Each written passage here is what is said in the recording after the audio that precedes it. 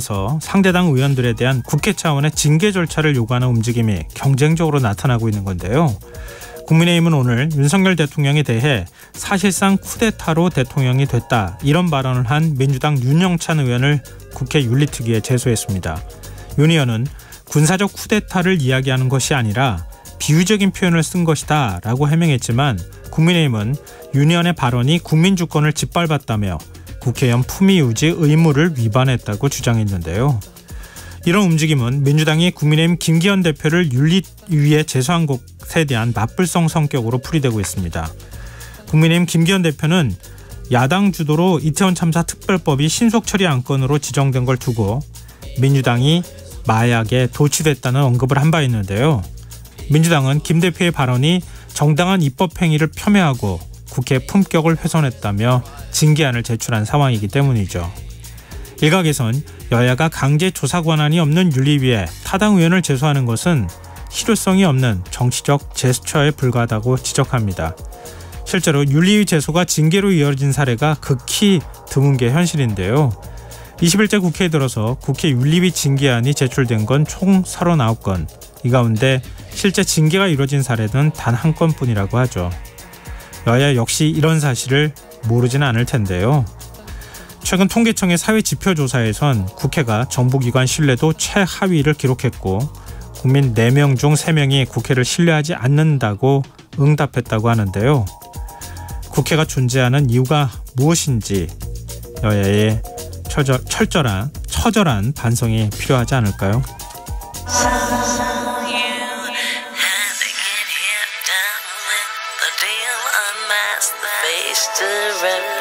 The real what you feel, you and your everyday situations, all the unnecessary complications. 오늘 밤 당신 안에 꿈틀거리는 지식충전 본능이 깨어납니다. 여러분의 자유탐구 영역 김성환의 시사야.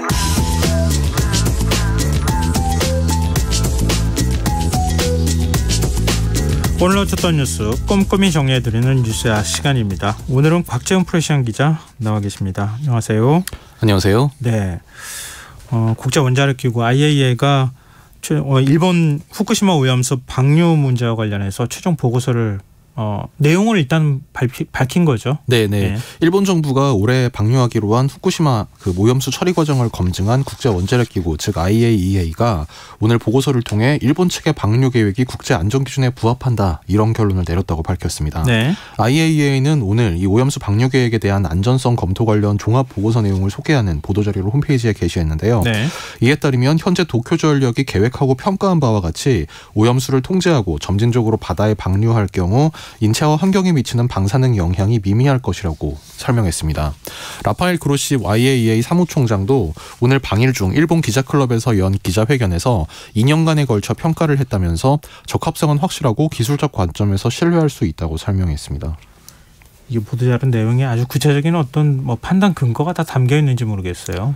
보도자료 내용에는 이제 그런 게 없는 거 주요 결론에 대한 내용만 좀 담겨 있는 거죠. 140페이지가 지금 조금 전에 공개됐다고 하는데 아마 거기에 좀 이제 관련 내용이 있을 것 같은데 이제 좀 시민단체라든지 전문가들의 분석이 좀 필요할 것 같습니다. 시간이 좀 필요할 것 같은데요.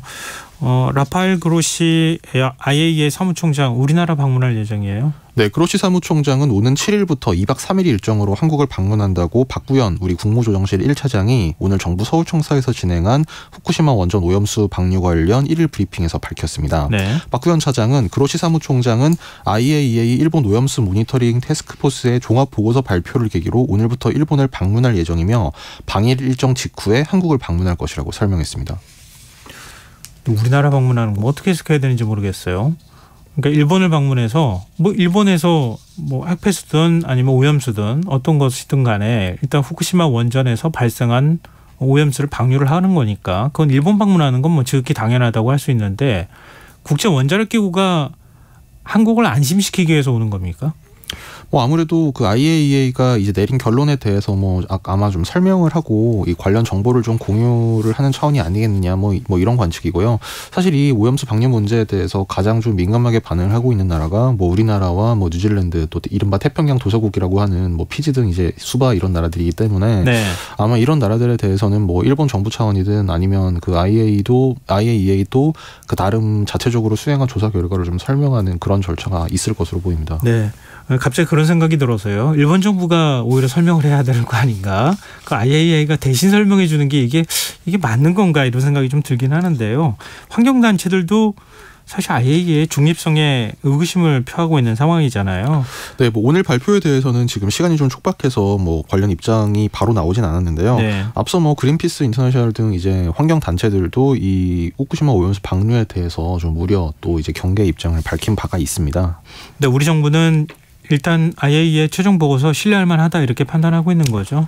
네, 보고서가 나오기 전이긴 했습니다만 네. 그 외교부가 이 IAEA는 이 신뢰를 할 만한 기관이다 이 점을 강조했는데요. 네. 임수석 외교부 대변인은 오늘 정례 브리핑에서 IAEA는 원자력 안전 분야에서 최고 권위를 가진 유엔 국제기구라면서 일본 측이 IAEA에 로비를 벌였다 이런 등의 의혹이 제기된 데 대해 네. 해당 의혹에 대해선 일본 정부가 이미 사실무근이라는 입장을 밝혔다고 설명했습니다.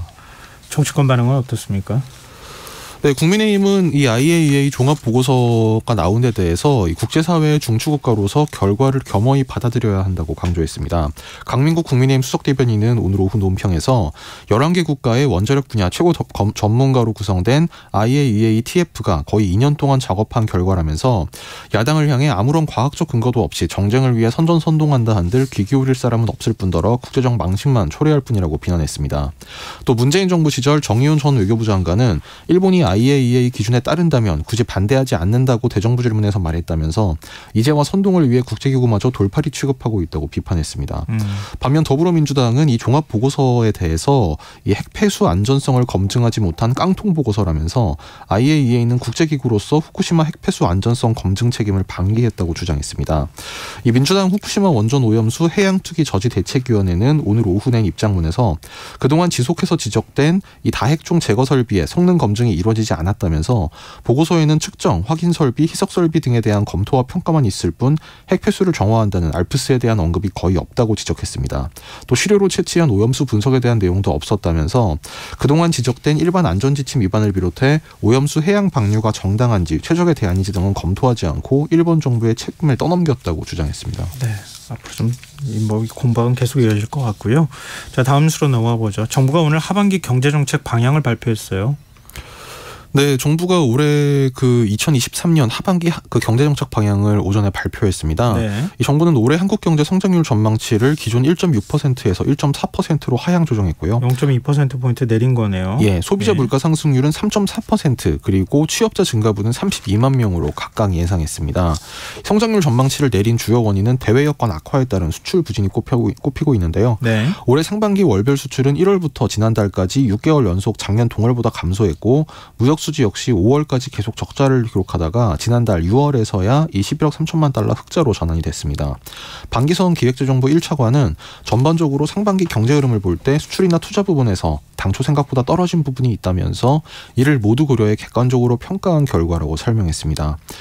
이 정부는 이 하반기 경제 정책의 세 가지 중점 과제로 경제 활력 제고, 민생 경제 안정, 그리고 경제 체질 개선 등을 제시하고 미래 대비 기반 확충을 중장기 과제로 추진하겠다고 밝혔는데요. 네. 구체적인 정책으로는 먼저 종부세 공정 시장가액 비율을 현행 60%로 유지하고 또 역전세 리스크 관리의 일환으로 전세금 반환 목적에 대해선 대출 규제를 1년간 환시 완화하기로 했습니다.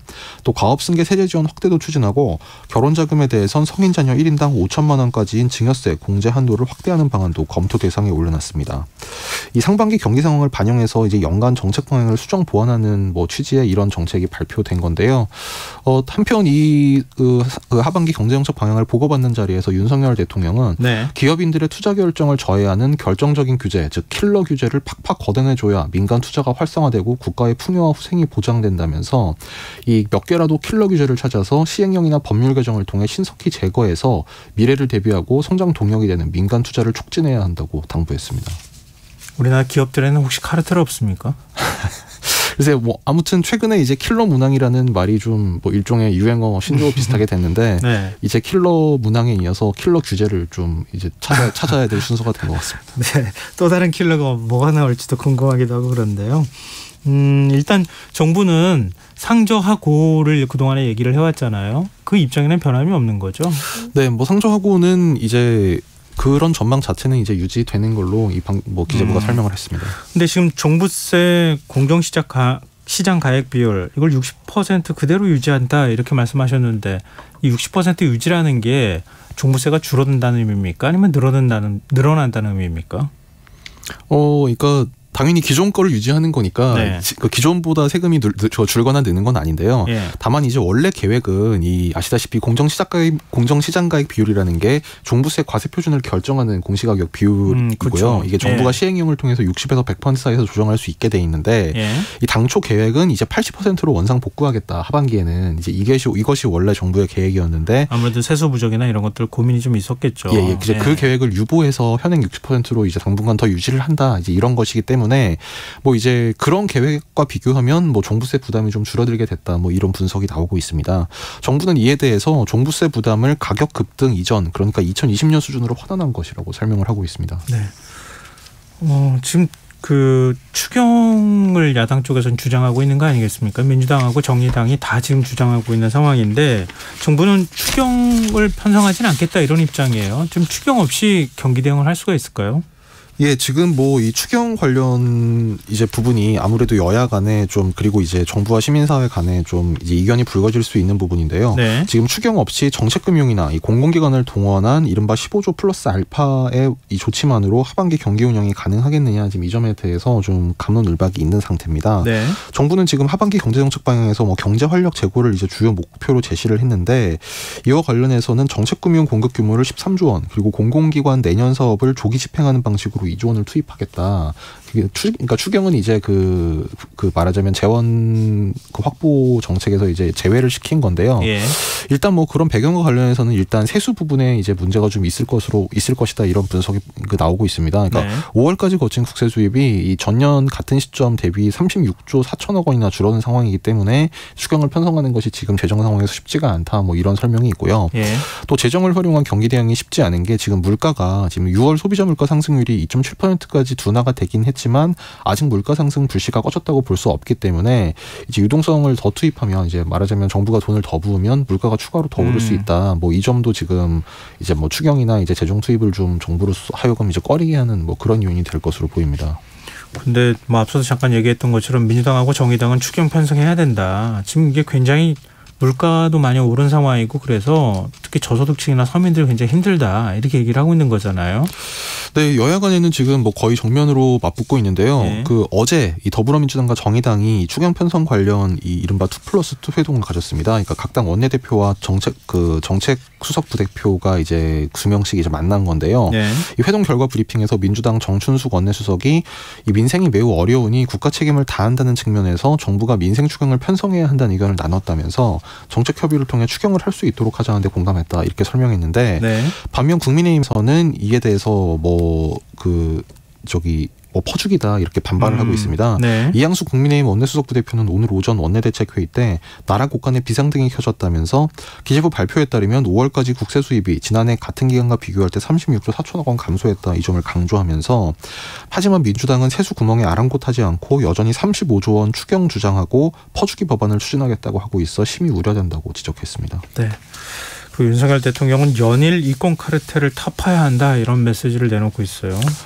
네, 앞서 전해드린 이 하반기 경제정책 방향 보고 이게 오늘 윤석열 대통령이 주관한 청와대 영빈관에서 열린 비상경제 민생회의 때 보고가 된 내용이었는데요. 네. 이 회의 모두 발언에서 윤석열 대통령이 이런 얘기를 했습니다. 공정하고 정당한 보상체계에 의해서 얻어지는 이익과 권리가 아니라 자기들만의 카르텔을 구축해서 이권을 나눠먹는 구조는 철저히 타파해야 한다. 이렇게 얘기했습니다. 어제 이 차관들에게 임명장을 주면서 뭐 우리 정부는 반카르텔 정부다 이렇게 얘기한 그 연장선상인데요. 윤 대통령은 이권 카르텔은 외견상 그럴듯하게 보일지는 몰라도 손쉽고 편리하게 그리고 지속적으로 국민을 약탈하는 것이라고 날을 세우면서 모든 공직자는 이와 맞서기를 두려워하거나 외면해서는 안 된다고 주문했습니다.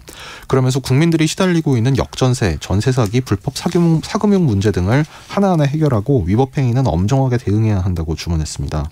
윤 대통령은 회의 마무리 발언에서도 국민과 국민 경제를 인질로 삼고 정치 파업에 불법 시위를 하는 사람들의 협박에 절대 굴복하지 않고 단호하게 대응할 것이라면서 이 공직자들도 올바른 국가관과 헌법권을 바탕으로 기득권의 저항과 싸워나가는 자세가 필요하다고 당부했습니다. 여권 내부에서도 우려의 목소리가 나와요. 너무 지나치게 대통령이 카르텔을 많이 사용하고 있다, 강조하고 있다, 이제 이런 얘기잖아요. 네, 여권, 그러니까 여당의 비윤계에서 좀 그런 지적이 나왔는데요. 네. 국민의힘 유승민 전 의원 오늘 아침 라디오 인터뷰에서 대통령께서 최근에 카르텔이란 말에 꽂혀서 카르텔이란 말을 아무 때나 이렇게 오남용하는 것 같다면서 예를 들면 시민단체가 보조금을 잘못 집행하면 그건 그냥 불법이지 그걸 시민단체 카르텔이라고 한다. 노조도 카르텔이고 지금은 학원과 교육부가 카르텔이라고 한다. 이렇게 지적했습니다.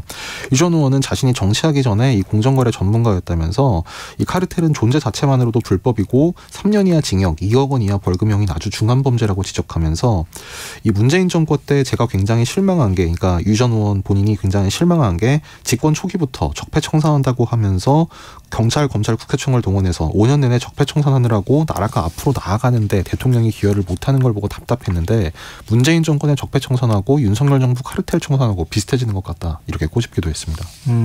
양쪽으로 다 비판한 거네요. 어찌 보면 또. 네. 근데 민주당도 지금 카르텔과 관련해서 일종의 역공을 펼치고 있어요. 네, 더불어민주당은 지금 이 국토교통부가 윤석열 대통령의 그 배우자 이 김건희 전 코바나 대표의 일가에 특혜를 주기 위해 서울 양평고속도로 노선 변경을 시도했다 이런 의혹을 집중해서 부각하고 있는데요. 네. 민주당 송기현 원내수석 부대표는 오늘 원내대책회의 때 윤석열 정부가 우리 사회 이권 카르텔을 깨겠다고 공언하고 있다면서 국민의힘 소속 양평군수와 이 김건희 여사 가족들이 진정한 이권 카르텔이다 이렇게 반격했습니다. 당대표 정무조정실장인 김영진 의원도 오늘 아침 라디오 인터뷰에서 윤 대통령이 이야기하는 전형적인 권력의 카르텔, 이권 카르텔이라고 이 문제를 언급하면서 국토교통부의 재검토가 아닌 검찰, 경찰 수사가 필요한 사안이라고 주장했습니다. 이에 대해 이 정부는 사실 무근이다 이렇게 강조하고 있는데요. 네. 원희룡 국토부 장관은 어제 기자간담회에서 계획 변경 결정을 한 적이 없고 보고받은 뒤에는 의혹을 사면서까지 사업을 밀어붙일 이유가 없어 전면 재검토하도록 했다면서 변경 절차상 문제가 있다는 의혹은 뇌피셜이다. 전혀 사실이 아니다. 이렇게 부인했습니다. 일단은 종점이 바뀌려고 한 건 맞는 거잖아요. 네, 이제 그런 계획 변경이 양서면이었다가 강상면으로 바뀌었는데 강상면 바로 그 인근에 종점 인근에 이른바 김건희 여사 집안에서 땅을 뭐라 그럴까요? 한 수천 평 정도 갖고 있더라. 예, 이제 왜 바뀌었느냐? 예, 원래 이제 고속도로 두 개가 교차하는 지점이 상당히 북쪽으로 올라가서 두물머리 위에 한강 상류를 거슬러 올라간 그 다리로 건넌 지점에 원래 그 이른바 JC라고 하는 교차점이 생기는 계획이었는데 그것을 조금 밑으로 내려서 이제 한강을 건너지 않은 상당히 남쪽으로 내려와서 이제 JC를 만드는 걸로 계획이 변경됐고 그 바뀐 JC 예정 지점에 반경 500m 안에 이제 김건희 전 대표의 일가 땅이 있다. 여기까지가 언론 보도로 알려진 내용입니다. 네, 일단 그 부분은 국토부도 인정하고 있는 건데 그거는 어떤 배경이 있는 게 아니다. 이게 국토부의 설명이고 민주당은 그것도 또한 카르텔 아니냐 이렇게 지금 얘기를 하고 있다는 거잖아요. 알겠습니다. 지금 여러분께서는 KBS 라디오 김성환의 시사회와 함께하고 계십니다. 계속해서 뉴스에 이어가겠습니다. 내년도 최저임금 결정하기 위한 심의가 이미 법정 시한을 넘긴 상황인데 노사가 오늘 수정안을 내놨네요. 네, 노동계와 경영계가 각각 최초 요구안에 대해서 수정안을 제출했는데 결과적으로는 입장차만 다시 재확인했습니다. 최저임금위원회는 오늘 오후 정부 세종청사에서 10차 전원회의를 열고 내년도 최저임금 관련 논의를 이어갔는데요. 노동계는 당초 올해보다 26.9% 인상한 시급 12,210원을 요구했다가 오늘 회의 때 12,130원으로 이제 좀 수정안을 제출을 했습니다. 네. 그러니까 최초 요구안보다 시간당 80원 낮은 수준의 이 수정안이었고요.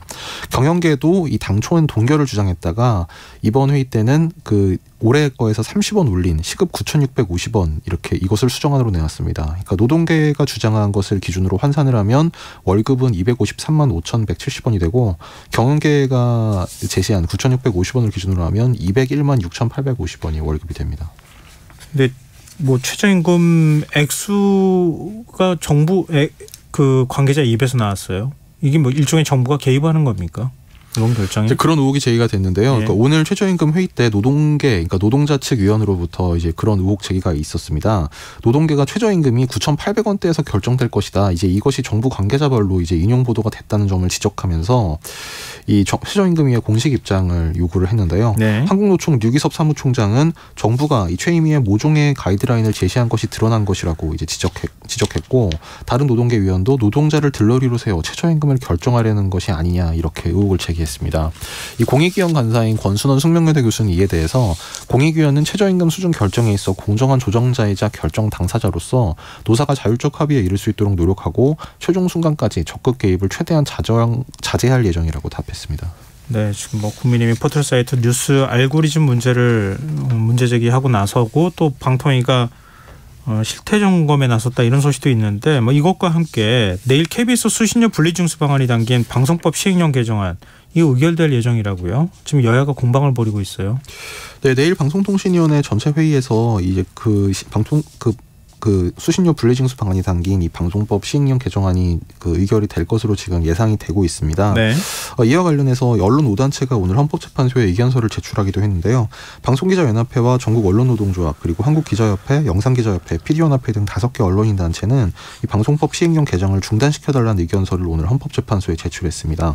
이들은 의견서에서 방송법 시행령 개정은 수신료에 대한 본질적이고도 중요한 사항 중 하나인 징수 절차에 대한 국회 입법권을 침해하는 행위라면서 1999년 헌재 결정문에서 적시한 수신료 징수의 근거 및 결정 권한에 대한 내용에 정면으로 위배된다고 지적했습니다. 네, 법원이 일제강제동원 피해자 지원재단의 공탁을 받아들이지 않기로 했다 이런 소식이 전해지고 있어요. 네, 오늘 외교부에 따르면 이 배상금 변제 수행 기간인 일제강제동원 피해자 지원재단은 해법 거부 입장을 고수하고 있는 원고 4명에게 지급할 예정이던 판결금과 지연이자를 해당 피해자 또는 유족의 주소지 법원에 공탁하는 절차를 개시했는데요. 네. 재단이 공탁자로서 등록된 사건은 광주지법의 1건, 전주지법의 1건 등 이제 총 2건이었는데 이 중 광주지법 사건에 대해서 공탁관이 불수리를 결정을 한 겁니다. 이 사건은 생존 피해자인 양금덕 할머니에 관한 공탁으로 양 할머니 본인이 변제를 허용하지 않는다는 취지의 서류를 법원에 제출해서 공탁 거부 의사를 밝혔기 때문에 이 법원은 불수리 입장을 결정한 것으로 전해졌습니다. 지금까지 이제 제3자 변제안을 정부에서 내놓고 그다음에 배상금을 지금 재단을 통해 가지고 피해자들한테 전달하려고 했는데 그 가운데 4명이 그러니까 직접 피해자나 피해자 유족이 수령을 거부했는데 그러니까 대신해서 공탁을 법원에다 걸으려고 했는데 법원이 이거는 피해자가 원하지 않는다 그러면서 안 받아들여줬다는 거잖아요. 네, 그렇죠. 외교부는 유감을 표명했어요. 네, 외교부는 불수리 결정은 법리상 승복하기 어렵다면서 즉시 이 절차에 착수해 법원의 올바른 판단을 구할 것이라고 밝혔습니다.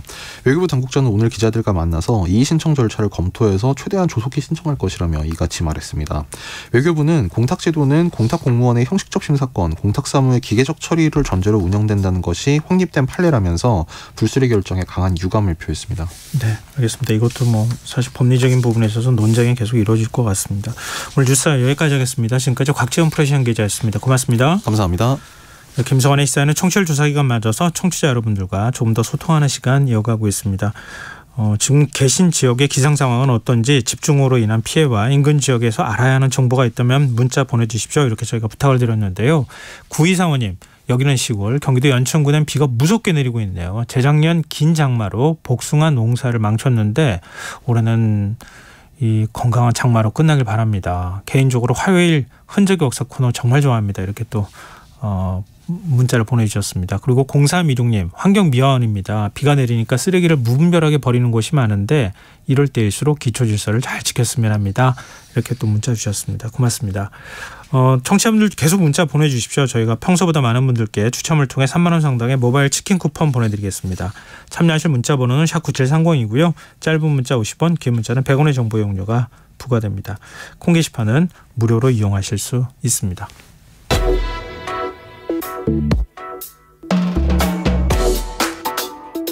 더 나은 내일을 준비하는 시간 KBS 1라디오 김성환의 시사야.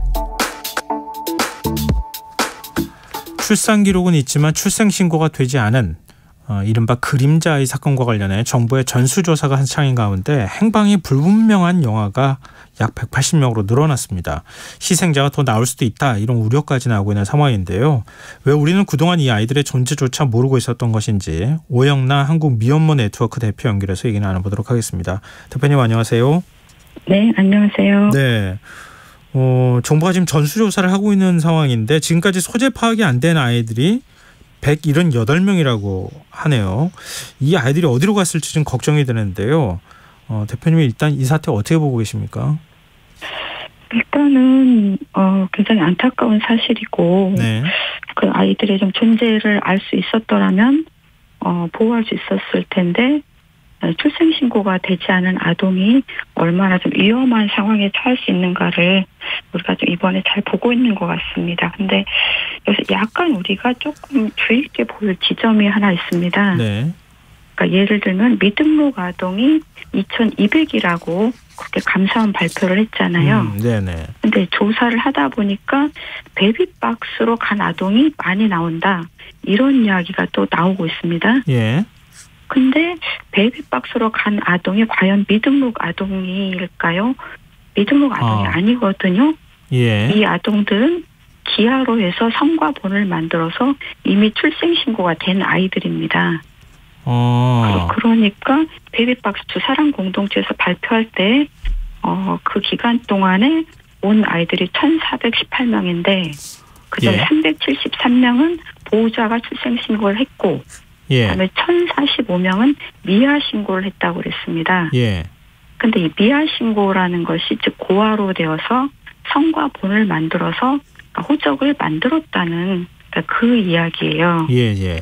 근데 이 아이들이 지금 현재 이 미등록 아동에 포함되어 있는 걸로 나옵니다. 그러니까 요거는 좀 시스템을 조금 보시면 이제 좀 이해가 더 가시는데요. 예. 임시 신생아 번호가 7자리로 나옵니다. 그러니까 네. 생나마를 6자리 플러스 성별을 나타내는 한 자리 7자리가 나오고요. 네. 거기에 예방접종 관리 시스템에서 보호자 한 명의 그 정보를 플러스 시켜가지고 이렇게 아이들의 정보를 만들어내는 겁니다. 네. 근데 이 보호자 한 명이 거의 100% 어머니입니다. 산모의 정보거든요. 예. 근데 이번에 감사원에서 미등록 아동을 발표할 때는 임시 신생아 번호로만 남아있는 아이들, 예. 이 아이들의 번호가 주민등록번호로 이관되지 않은 아이들을 이렇게 뽑은 건데요. 예. 이 기준이 모의 정보입니다. 그렇기 때문에 베이비박스로 간 아이들은 고아로 되어 있잖아요. 예. 그렇기 때문에 모의 정보와 연결이 안 됩니다. 예. 그렇기 때문에 모의 정보가 연결이 안 된 아이들이 전부 다 미등록 아동에 포함된 걸로 이렇게 결과가 나오게 되는 거죠. 아니 근데 이 사정을 모를 리 없을 것 같은데요. 근데 왜 이 숫자에다 포함한 겁니까? 그렇다면은 지금 전수조사에서 쭉 나오고 있는 그 베이비박스로 간 사례가 굉장히 많이 나오고 있는데 예. 이 사례를 좀 설명하기가 좀 쉽지가 않고요. 예. 사실은 이 내용은 저희가 조금 좀 다른 차원에서 다시 좀 확인을 해본 내용입니다. 네. 그랬더니 매칭이 안 된다. 예. 시스템상 좀 어쩔 수 없다라고 그렇게 좀 이야기를 들었습니다. 감사원이 이렇게 호술하게 감사를 하지 않았으리라고 생각하는데. 그러면 이 관계는 한번 지켜보시죠. 근데 예. 지금 계속 나오고 있는 이야기입니다. 그러니까 확인해 보니까 베이비박스로 간 아이들이더라. 그럴 리가 없을 것 같은데라고 제가 말씀을 드렸지만 만약에 알고서도 이렇게 발표를 했다고 하면은 숫자를 부풀렸다고도 볼 수 있는 거 아닙니까? 설마 그랬을까요? 저는 그러니까 조금 급하게 일을 하다가 네. 이런 것까지는 좀 미처 생각 못하지 않았을까라고 추측은 하는데 잠깐 이 부분은 조금 더 확인을 해보면 좋겠습니다. 네, 알겠습니다. 그러면은 지금 2,200명 가운데 1,400여 명 정도는 베이비박스를 통해 가지고 출생신고가 되거나 아니면은 임시 번호까지 다 받은 상황이라는 거잖아요. 아이가 일단 확인이 되는 거잖아요. 어디에 있는지. 네. 임시 신생아 번호는 다 있는 아이들이죠. 그러면 나머지 지금 한 700여 명 정도, 800명 정도가 어디로 갔는가 이 부분을 좀 집중적으로 저희가 찾아야 할 필요가 있는 거네요. 근데 똑같은 원리로 보면 또 하나 좀 여기서 매칭이 안 되는 그룹이 또 있습니다. 뭐죠? 그 미혼부 자녀의 경우는 출생신고할 때 모가 공란으로 올라갑니다. 예. 그러니까 아까 제가 임시 신생아번호는 모의 정보로 추적이 들어간다고 그랬잖아요. 네네. 근데 이 모의 정보가 미혼부의 자녀들도 연결이 안 됩니다. 근데 지금 미혼부는 출생신고도 잘 안 되지 않습니까? 미혼부가 이제 출생신고하는 그것이 이제 법원의 절차를 거쳐야 되는데, 예. 이게 친생자 출생신고를 위한 확인 신청이라는 절차입니다. 예. 근데 2015년부터 약 1000건가량이 접수가 됐었습니다. 예. 근데 이게 결과에 대한 통계치가 2018년부터 나오는데, 그때부터 이렇게 인용 결정을 받은 게 306건이고요. 한 네. 60건 정도가 기각 판결을 받았는데, 네. 그래서 대략 그냥 그 이전엔 결과치의 통계가 없지만은 한 1000명 중에 반은 인용되고 반은 기각됐다. 이 정도 보시면 대략 맞을 겁니다. 지금 미혼부가 출생신고가 제대로 되지 않은 경우가 여기 또 한 800명 정도에 몇 명이 들어가 있는지 아직 확인은 안 되는 상황이지만 상당수 그렇죠. 있을 가능성이 높다. 이렇게 예, 말씀하신 건데요. 근데 그럼 나머지 부분에 대해서 뭐 경찰에도 수사를 하고 있는 상황이니까 그럼 결과를 좀 저희가 지켜보면 어떨까 싶고요. 일단 지금 그 가장 문제로 지적되는 부분은 지금 출산 준비가 안 된 10대나 20대 어린 위기 임산부 이 좀 실제로 영아유기를 하는 또 살해 피해자의 상당수가 여기에 해당이 된다 이런 지적이 나오거든요. 이거 어떻게 봐야 됩니까? 아무래도 좀 준비가 안 돼 있고 좀 저희가 만나본 10대 미혼모 같은 경우에는 본인이 원해서 임신을 한 경우는 제가 한 명도 못 봤습니다. 네.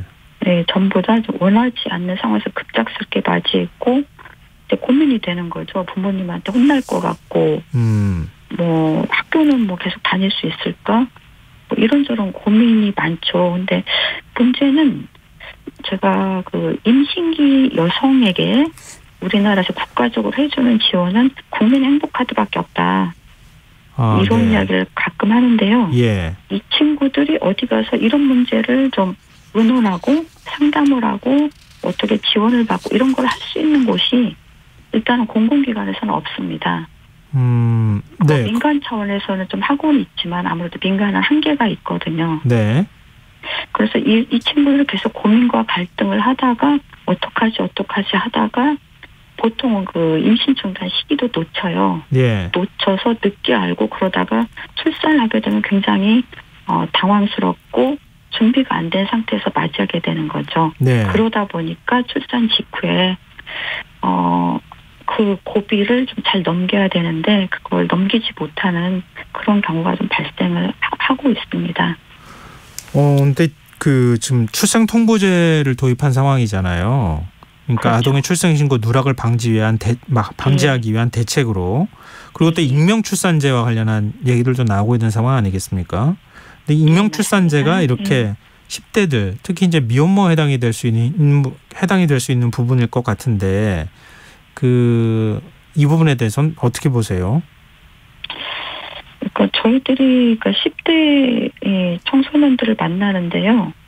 이게 저희가 임신 초기부터 만나는 경우는 초기부터 저희가 같이 의논하고 앞으로 장래에 대해서 어떻게 설계하고 뭐 주거 문제나 학업 문제나 앞으로 그 양육의 문제나 이런 것들을 계속 같이 상담하고 준비한 친구들은 그래서 안정감 있게 이렇게 출산을 하고 또 이후에 아이를 잘 키워갑니다. 예. 이런 과정을 거치지 못하면은 좀 어려움이 생기게 되는 거죠. 그래서 어떤 해결 방향은 이들에 대한 좀 지원을 강화하고 상담을 하는 게 기본적으로 먼저 좀 이루어져야 된다라고 생각을 합니다.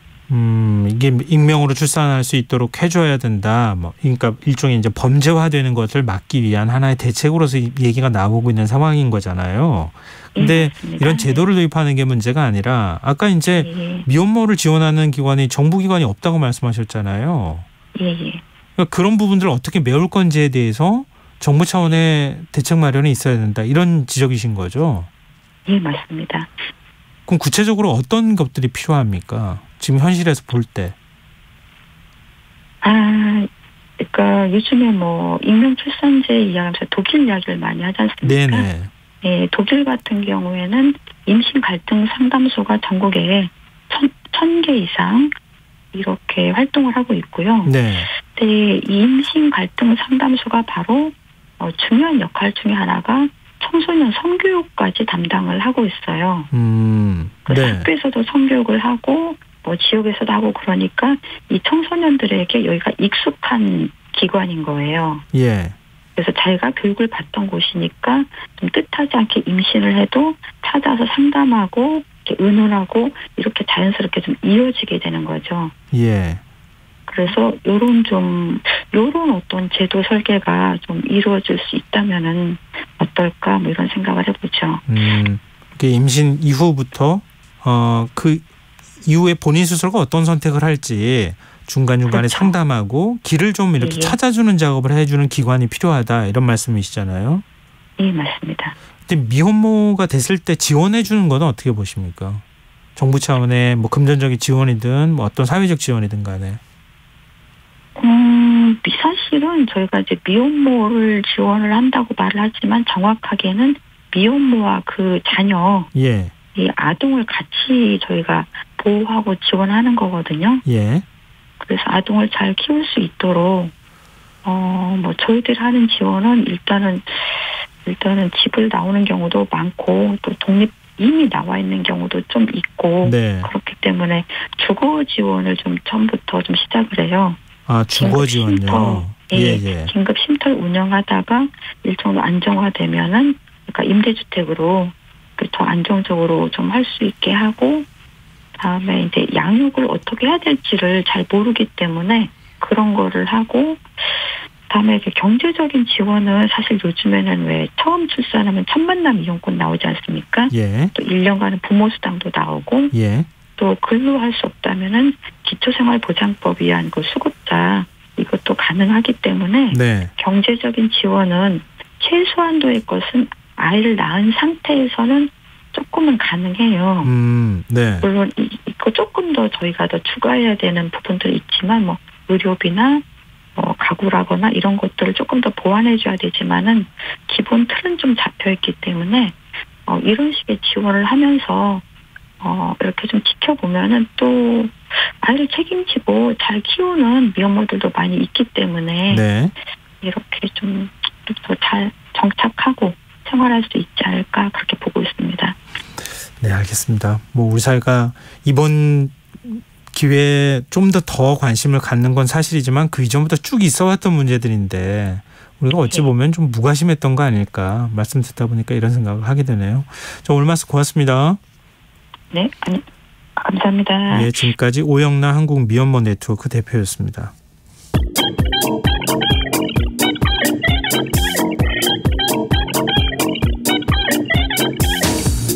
빅데이터로 인터넷에서 화제가 되고 있는 이슈 살펴보는 시간입니다. 이슈의 수다 김덕진 IT 커뮤니케이션 연구소장 스튜디오에 나와 계십니다. 안녕하세요. 네, 안녕하세요. 반갑습니다. 김덕진입니다.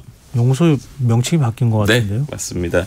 이제 IT가 IT에만 있는 게 아니라는 걸 제가 시사를 통해서 많이 배워서 부소장이 아니라 소장으로 승진하셨어요. 네, IT 커뮤니케이터로 이제 본격적인 좀 활동해 보려고 IT 커뮤니케이션 연구소 소장이 되었습니다. 네, 알겠습니다. 그래도 네. 뭐 하시는 일은 다 마찬가지죠. 그럼요. 네, 더 적극적으로 많이 해야죠. 자, 한 주간 이슈 어떤 거 뽑으셨습니까? 네, 이번 주에도 인공지능이 10개 대주제 중에서 전주 대비 가장 급상승한 주제 5개를 이제 뽑아서 분석을 한 건데요. 네. 1위 주제는 환경 분야입니다. 근데 키워드가 소방본부예요.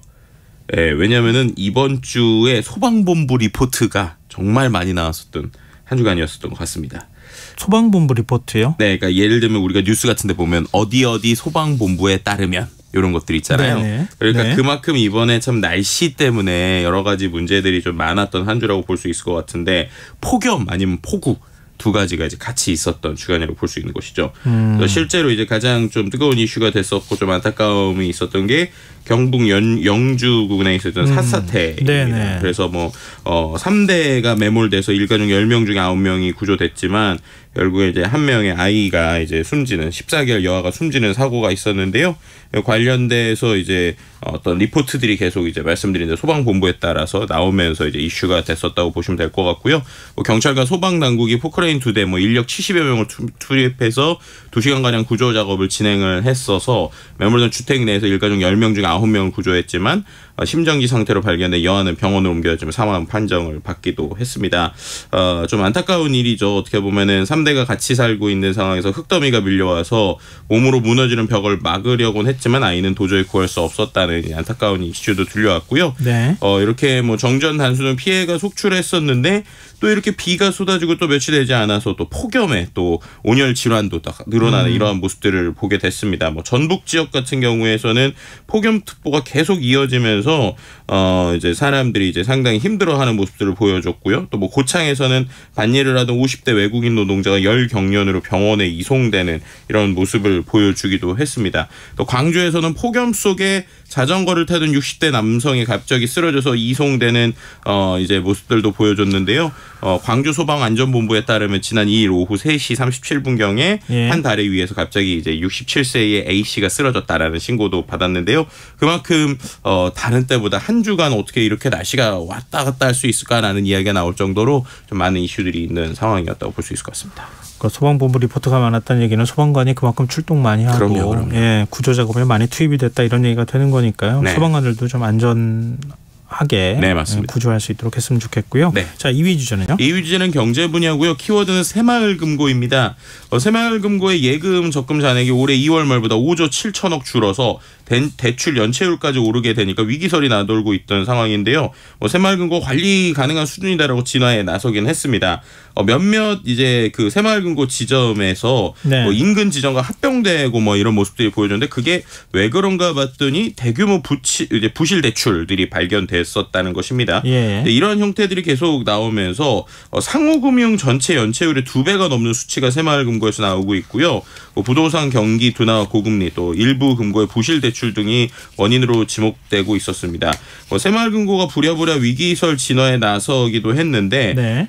이제 어떻게 5월부터 증가세를 이제 회복했다. 연체율 또한 관리 가능한 수준이다. 이렇게 나왔고요. 행정안전부가 새마을금고 관리 감독 강화하기로 하고 연체율 상위 금고를 특별 점검하기로 했다라는 이야기가 나오는데요. 네. 근데 이제 계속 나오는 뉴스들이 정말 이게 맞는 방향인가에 대해서 댓글에서 뜨거운 토론이 나올 수밖에 없었던 뉴스들입니다. 네. 가장 대표적인 게 100% 이자를 감면해주겠다라고 하는 방침이 한번 나왔었다는 거예요. 네. 높은 연체율로 이제 말씀드린 MG 새마을금고가 밀린 이자를 내야 할 이자까지 100% 감면해주겠다는 방침이 나왔다는 건데요. 원금만이라도 빨리 갚게 해서 당장 눈에 보이는 연체율을 줄이겠다는 건데 이거 눈 가리고 아웅하는 건 아니냐라는 이야기가 나온 것입니다.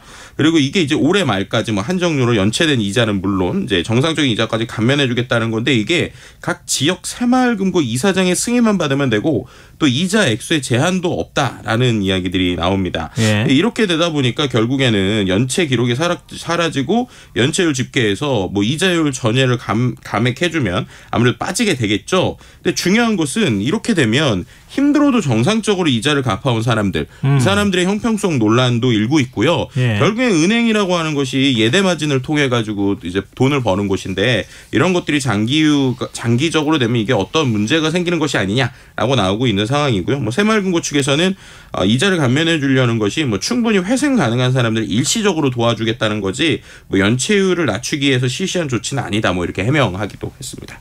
굉장히 좀 다급해 보이는데요. 네네. 새마을금고가. 네, 그런 부분 좀 보이는 좀 불안하다 이런 생각이 드네요. 자, 3위 주제는요? 3위 주제는 산업 분야고요. 키워드는 농심인데요. 두 가지 이슈가 같이 좀 나왔습니다. 네. 일단은 첫 번째는 이제 먹태깡이라고 하는 스낵이 새로 나왔는데 네? 이게 계속적으로 완판되고 있다고 그래요. 그러니까 쉽게 말하면 우리가 먹태 있잖아요. 우리가 이제 먹태 들어가는 거, 맥주 마실 때 네네 그거를 이제 새우깡처럼 과자로 만든 형태인데 이게 SNS에서 상당히 뜨거운 이슈라고 해요. 근데 왜 이 이야기를 드리냐면 이게 이제 실제로 가격이 약간 더 일반 새우깡보다 좀 높습니다. 그래서 이제 새우깡이 보통 이제 소매점 기준 1,500원이었는데 먹태깡이 이제 한 1,700원 정도 이제 하거든요. 근데 이 부분이 왜 이야기가 되느냐? 앞서서 우리가 지난주나 지지난주도 계속 얘기 나왔지만 이제 물가 안정해야 된다. 이래가지고 계속 뭐 밀가루 들어가는 것들 가격 낮춰야 된다. 뭐 이러는 바람에 지금 농심에서 지난 이달 1일부로 해서 신라면하고 새우깡의 출고가를 한 6%, 6.9%또 4.5% 낮췄습니다. 그래서 예. 새우깡이 1,500원에서 1,400원으로 100원 낮아졌는데 오히려 이제 그것보다 300원 비싸고 비슷한 과자의 형태가 이제 나온 것이죠. 근데 이거를 보면서 사람들이 댓글에서 이제 아까 뭐 다른 기사를 봤더니 뭐 싼 계란 사려고 줄을 섰었다. 그랬는데 이제 거꾸로 이런 인기 있는 과자 사려고 줄 서는 거냐. 뭐 차라리 진짜로 뭐 경제 안정시키려면은 뭐 이렇게 100원, 200원 싼 거에 줄 서는 게 아니라 이런 거 안 먹으면 되는 거 아니냐. 이런 식의 이야기가 나오고 있거든요. 네. 그래서 이거에 대한 맥락들을 보면 결국에는 가격 인하라고 하는 것들이 과연 정말 이렇게 뭐 큰 변화가 아니라 1,200원 정도 낮추는 것이 과연 이제 어떻게 보면은 서민들에게 관련된 것이냐, 아니면 이런 이슈들이 있으니 이제 어떻게 보면 시장의 논리를 맡겨야 되는 것이 아니냐라고 하는 어떤 의견들이 첨예하게 갈리면서 이번 이 깡 이슈들이 좀 나오고 있다라고 볼 수 있을 것 같습니다. 정부가 조금 내려라 이렇게 얘기하니까 네. 내리는 신용만 하는 거 아니냐. 여기에 따른 좀 뭐랄까 불편한 마음들 이런 게 좀 네. 반영이 되는 거 아닌가 싶네요. 네네네. 자, 3위 주제는요. 네, 3위에 또 다른 주제가 하나 더 있는데요. 이게 산업 분야에서 나온 또 이슈가 되고 있는 게 신속 주유비라고 하는 키워드입니다. 이게 뭐예요? 그러니까 이게 참 우리가 배달비도 아니고 참 이걸 어떻게 해석해야 될지 모르겠는데 네. 우리가 보통 요즘에 이제 최저가 기름을 이렇게 찾을 수 있는 사이트들이 있잖아요. 정부에서 네. 공식적으로 운영하는 사이트도 있고. 예. 근데 그 사이트를 가서 이제 최저가인 줄 알고 갔더니 이제 무조건 신속 주유 서비스라는 게 있다는 거예요. 그래서 2,000원을 별도로 내야 된다라는 겁니다. 네. 이게 무슨 말이냐면 요즘에 셀프 주유소들 많이 보셨잖아요. 네. 이제 셀프 주유소에 가면은 최저가로 이제 자기가 기름 넣을 수 있죠. 네. 근데 여기에도 만약에 사람들이 셀프 주유의 형태가 가능했다면 이거에 대해서 이슈를 제기를 안 하는데 무조건 사람이 와서 기름을 이제 어떻게 보면 거기에 있는 직원이 와서 기름을 넣는다는 거예요. 예. 근데 내가 셀프 주유는 못 하는 겁니다. 근데 최저가인데 그러니까 기존의 기름 플러스 2,000원을 더 내야 되는 이런 이제 좀 이상한 현상이 발생하고 있다는 거예요. 이게 무슨 얘기예요? 그러니까요. 직원이 와서 넣어주면 2,000원 더 비싸게 받는 거예요? 네, 근데 직원이 와서 기름을 넣으면 2,000원 더 비싸게 받는데 그러면 선택지라도 있으면 모르는데 그렇죠. 혼자 넣을 수도 선택지가 있어야죠. 없고 무조건 직원이 와서 기름을 넣는다는 겁니다. 그럼 뭐 그 2,000원 더 비싸게 받는 거 아니에요? 그렇죠. 이제 어떻게 보면 결국에 말씀하신 대로 2,000원 더 비싸게 받는 건데 이게 그러니까 꼼수가 아니냐라는 거예요. 근데 이게 왜 그러냐? 사람들이 최저가를 찾잖아요. 네. 최저가를 찾아가지고 받는데 갔더니 최저가가 아니라 2,000원 플러스라는 거죠. 그러니까 이거 오피넷이나 이런 데 올릴 때는 최저가를 올리고 네. 실제로 갔더니 2,000원 더 받는 네, 이렇게 신속 주유. 된다는 네, 그래서 거잖아요. 뭐 10,000원을 튼 20,000원을 튼 아. 2,000원 별도로 이제 받는다라는 건데요. 이렇게 되니까 댓글들에서 꼼수로 호도하는 주유소에 속았다. 이거는 돈을 떠나서 괘씸하고 화가 난다. 이렇게 얘기를 했고요. 근데 예. 주유소 측에 이야기를 했더니 이렇게 받아야 직원들 월급을 줄 수 있다. 뭐 이렇게 해명하고 있는 상황이다 보니까 이걸 보면서 이제 댓글에서 배달비 포장비에 이어서 이거 주유비까지 생기는 거냐. 이거 다른 주유소도 이럴까 봐 무섭다. 이것도 사기 아니냐라는 반응을 보이고 있는 상황입니다. 참 새로운 거 알았네요. 자, 4위 주제는요. 4위 주제는 IT 과학 분야의 반도체고요. 중국에서 반도체 핵심 재료인 이제 갈륨에 대해서 수출을 통제하고 있다라는 이제 뉴스가 나온 겁니다. 네. 이게 어떻게 보면은 미중 무역 갈등의 이슈라고 볼 수 있을 것 같고요. 미국의 대중 반도체 및 첨단 기술 규제가 강화되자 보복 조치를 내놨다는 해석인데요. 이제 우리나라 입장에서는 결국에는 이러한 상황들을 계속적으로 지켜볼 수밖에 없기 때문에 전 세계에서 결국 가장 생산량이 많은 이제 갈륨과 게르마늄 이게 결국엔 반도체 핵심 부품 중에 하나이거든요. 네. 근데 이 부분이 결국에는 다 중국에서 거의 다 나오다 보니까 이 부분에 있어서 과연 전자제품의 생산 비용이 어떻게 될 것이냐, 또 첨단 기술 개발 경쟁을 둘러싼 지정학적 긴장이 어떻게 될 것인가에 대해서 계속적으로 전 세계적으로 좀 지켜보고 있는 상황이다. 이렇게 말씀드릴 수 있을 것 같습니다. 제2의 요소수 사태 터지는 거 아니야? 뭐 좀 걱정하시는 분들이 있더라고요. 네. 자, 마지막 5위 주제는요. 네, 5위 주제는 문화 분야의 콘텐츠이고요. 최근에 이제 우리나라 K 콘텐츠가 상당히 뜨겁죠. 근데 네. 이 K 콘텐츠에 우리가 이제 어떻게 보면 지식재산권 IP라고 표현하잖아요. 네. 뭐 예를 들면 드라마가 나오든 영화가 나오든 거기에 가장 핵심인 이야기. 그 이야기를 요즘에 발굴하기 위해서 어떻게 보면 우리나라의 엔터사들이 각종 공모전을 이어가고 있다는 소식입니다. 네. 뭐 카카오 엔터 같은 경우에도 드라마, 영화 공모전을 하고 있고요. CJ ENM 같은 경우에도 신인 스토리텔러들을 육성하고 있다는 것인데요. 그만큼 확실히 이 이야기의 힘이 그 어느 때보다도 우리나라에서 상당히 중요하고 뜨거워진다라고 볼 수도 있을 것 같고요. 있고요. 또 이제 단순히 이야기가 예전에는 뭐 영화를 위한 이야기, 드라마를 위한 이야기였다면 네. 요즘에 이제 받고 있는 대부분은 예를 들면 게임의 시나리오인데 그 시나리오를 받아서 네. 그걸로 또 OTT 영화도 만들고 이런 형태의 콜라보돼 있는 다양한 형태의 지금 어떻게 보면은 이런 행사들이나 아니면 심사들이 있기 때문에 네. 나만의 이야기가 있다라고 하시는 분들은 이런 기회에 한번 나의 이야기를 펼쳐보시는 것도 상당히 큰 의미가 되지 않을까라고 말씀드릴 수 있을 것 같습니다. 뭐 그렇게 해서 재능 있는 분들이 많이 발굴이 되면 참 좋죠. 그러니까요. 요즘 뭐 드라마 보면서 저 그런 생각하는데요. 웹툰 없으면 요즘에 드라마 못 만들 것 같아. 이런 생각이 들 정도로 그렇게 네. 웹툰을 많이 드라마로 만들더라고요. 웹소설도 요즘 장난 아닙니다. 그 웹소설 그래요? 시장도 상당히 크고요. 웹소설 이야기로도 요즘 영화나 드라마도 나오고 있는 상황이죠. 열심히 봐야 되나 갑자기 그런 생각이 들었네요. 자, 오늘 이슈의 스타 김덕진 IT 커뮤니케이션 연구소 소장과 함께했습니다. 오늘 말씀 고맙습니다. 네, 감사합니다. KBS 라디오 김성환의 시사 1부 순서 여기서 마무리하겠습니다. 전 11시 전과 2부에 다시 찾아오겠습니다.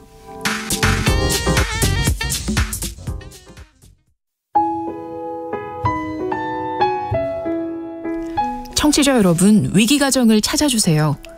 어려운 경제 상황 속에서 긴급한 경제적 지원이 필요한데도 복지 사각지대에 놓여 있어 아무런 지원도 받지 못하고 극한 상황으로 내몰리고 있는 위기가정이 늘고 있습니다. KBS 강태원 복지재단에서는 사회 안전망에서 벗어나 위기에 처해 있는 가정을 발굴해 긴급 지원하는 사업을 진행합니다. 여러분 주위에 스스로의 힘만으로는 도저히 일어설 수 없는 힘든 이웃이 혹시 있는지 찾아봐 주세요. 우리 사회의 건강한 구성원으로 신속히 복귀할 수 있도록 KBS 강태원 복지재단이 작은 힘을 보태겠습니다. 여러분의 제보 전화를 기다립니다. KBS 강태원 복지재단 제보 전화 1533-0900, 1533-0900입니다.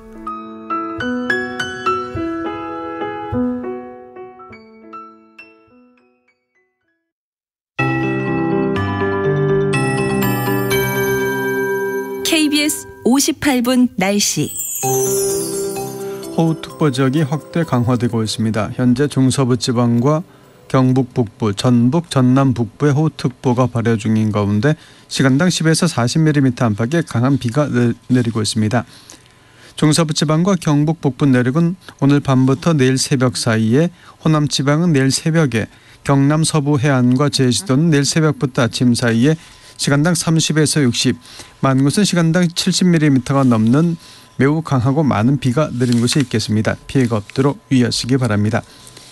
총 예상 강수량은 중서부와 호남, 경북 북부 내륙, 경남 서부 해안 50에서 100, 많은 곳은 150mm 이상, 동해안과 그 밖의 영남 지방 20에서 60mm입니다. 오후부터는 전국이 차차 맑아지겠습니다. 비가 그치고 내일 영남 지방 중심으로 낮 기온이 31도 이상 오르겠습니다. 내일 아침 기온은 서울, 부산 23도, 광주 24도가 예상입니다. 낮 기온은 창원 34도까지 오르겠고 대구 32도, 울산 31도, 서울, 대전, 세종, 광주, 부산 30도, 인천 27도가 예상입니다. 미세먼지 농도는 전국적으로 좋음이나 보통으로 예상입니다. 서울지방 현저기온 24.8도, 오늘 강수량 61mm입니다. KBS 58분 날씨 전건배입니다.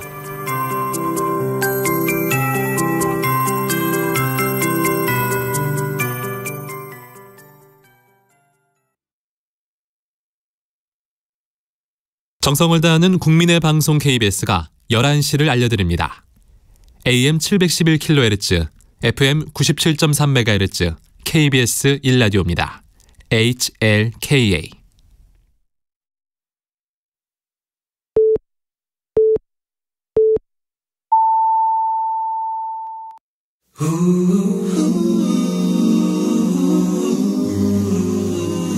이 밤 그냥 보내긴 아쉬우니까요. 당신의 하루의 끝까지 야무지게 채워드립니다. 당신의 지식 충전소 김성환의 시사야.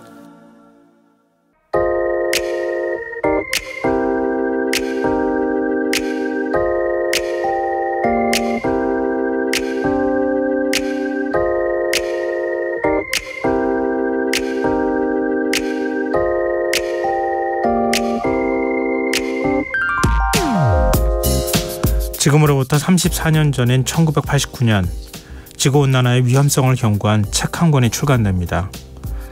당시는 기후 위기는커녕 지구온난화에 대한 인식조차 별로 없었던 시절이었습니다. 뉴요커 기자 출신 빌 맥키벤이 쓴 자연의 종말이란 책은 이후 환경 분야의 고전으로 평가받게 됩니다. 국내에는 책이 선보인 지 10년 만인 1999년에 되어서야 번역판 출간이 이루어지는데요. 그 개정판 서문에서 맥키벤은 지구의 환경 위기를 자연의 종말이라고 정의한 이유를 이렇게 설명합니다. 인간은 더 이상 거대한 힘에 이리저리 떠밀리는 종이 아니었다. 인간이 바로 그 거대한 힘이 된 것이다. 허리케인과 폭풍우와 회오리바람은 이제 신의 소관이 아니라 인간의 소관이 되었다. 인간이 자연의 일부가 아니라 자연을 종식시킬 만큼 큰 힘을 가진 존재가 되었고, 인간의 식욕과 습관과 욕망이 공기에 입자마다 그리고 올라가는 순주의 눈끝마다 반영되어 나타나고 있다는 이 섬뜩한 예측은 불행하게도 시간이 흐를수록 점점 더 위협적인 모습으로 진화하며 우리 앞에 나타나고 있습니다. 어쩌면 오늘 쏟아지고 있는 장맛비도 그중 하나일지도 모르겠습니다. 그리고 자연의 종말이란 맥키벤의 예언이 또 한 번 현실이 되어가고 있다는 걸 깨닫는 일이 어제 있었습니다. 지구가 인류세라는 새로운 지질시대에 들어섰음을 입증할 과학적 증거가 오는 11일 발표될 예정이라고 합니다. 지질학계는 현재 우리가 신생대 제4기 홀로세에 살고 있다고 규정하고 있습니다. 홀로세는 11,700년 전 빙하기가 끝나고 따뜻한 시기가 찾아온 지질시대를 말하는데요. 지질학계가 1950년대 대량 소비가 시작된 다음부터 인류의 활동으로 지구 환경이 근본적으로 바뀌어 홀로세의 안정적인 상태를 벗어났다고 보고 인류세의 증거인 지층을 찾는 작업을 진행하고 있는 중이라고 하는데요. 가장 유력한 후보지인 캐나다 크로퍼드 호수는 수심은 깊은데 면적은 좁고 동식물의 영향은 적은 반면 원자폭탄 사용과 핵실험의 흔적인 플루토늄과 플라스틱, 닭뼈 등이 호수 바닥 퇴적층에 깔끔하게 쌓여 보존될 가능성이 높다고 합니다. 인류세, 결코 자랑할 수 없는 이런 기록을 우리 후손들이 보면 어떤 이야기를 할까요? 지금까지 오늘의 발견이었습니다.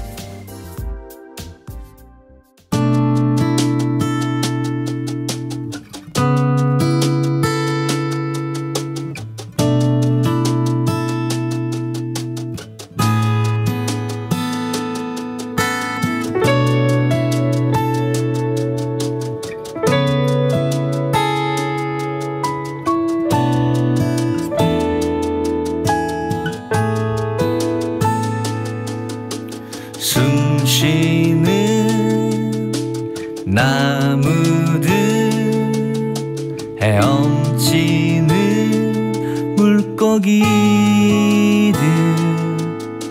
나부끼는 저 새들도 모든 게 아름다워 살아있는 모든 것들 저마다 이유가 있어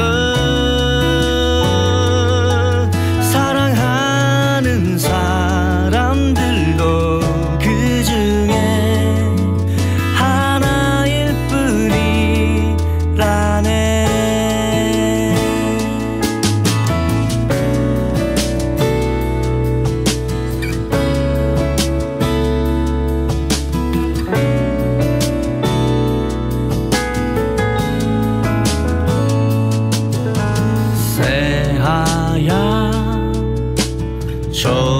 초록의 부르름에 속삭인 듯 내 시야를 채우는 모든 게 아름다워 우리를 에워싼 모든 것 저마다 이유가 있어 빛나는 지구를 나눠 쓰는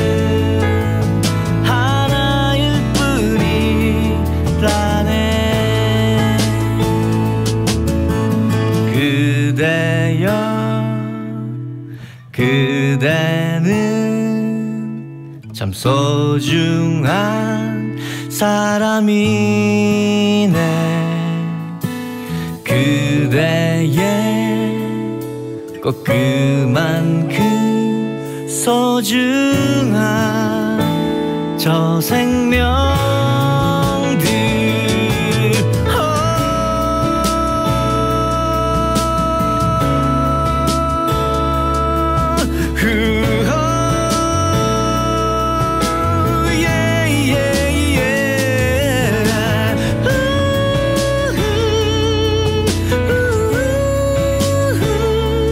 모든 게 아름다워. 모든 게 아름다워.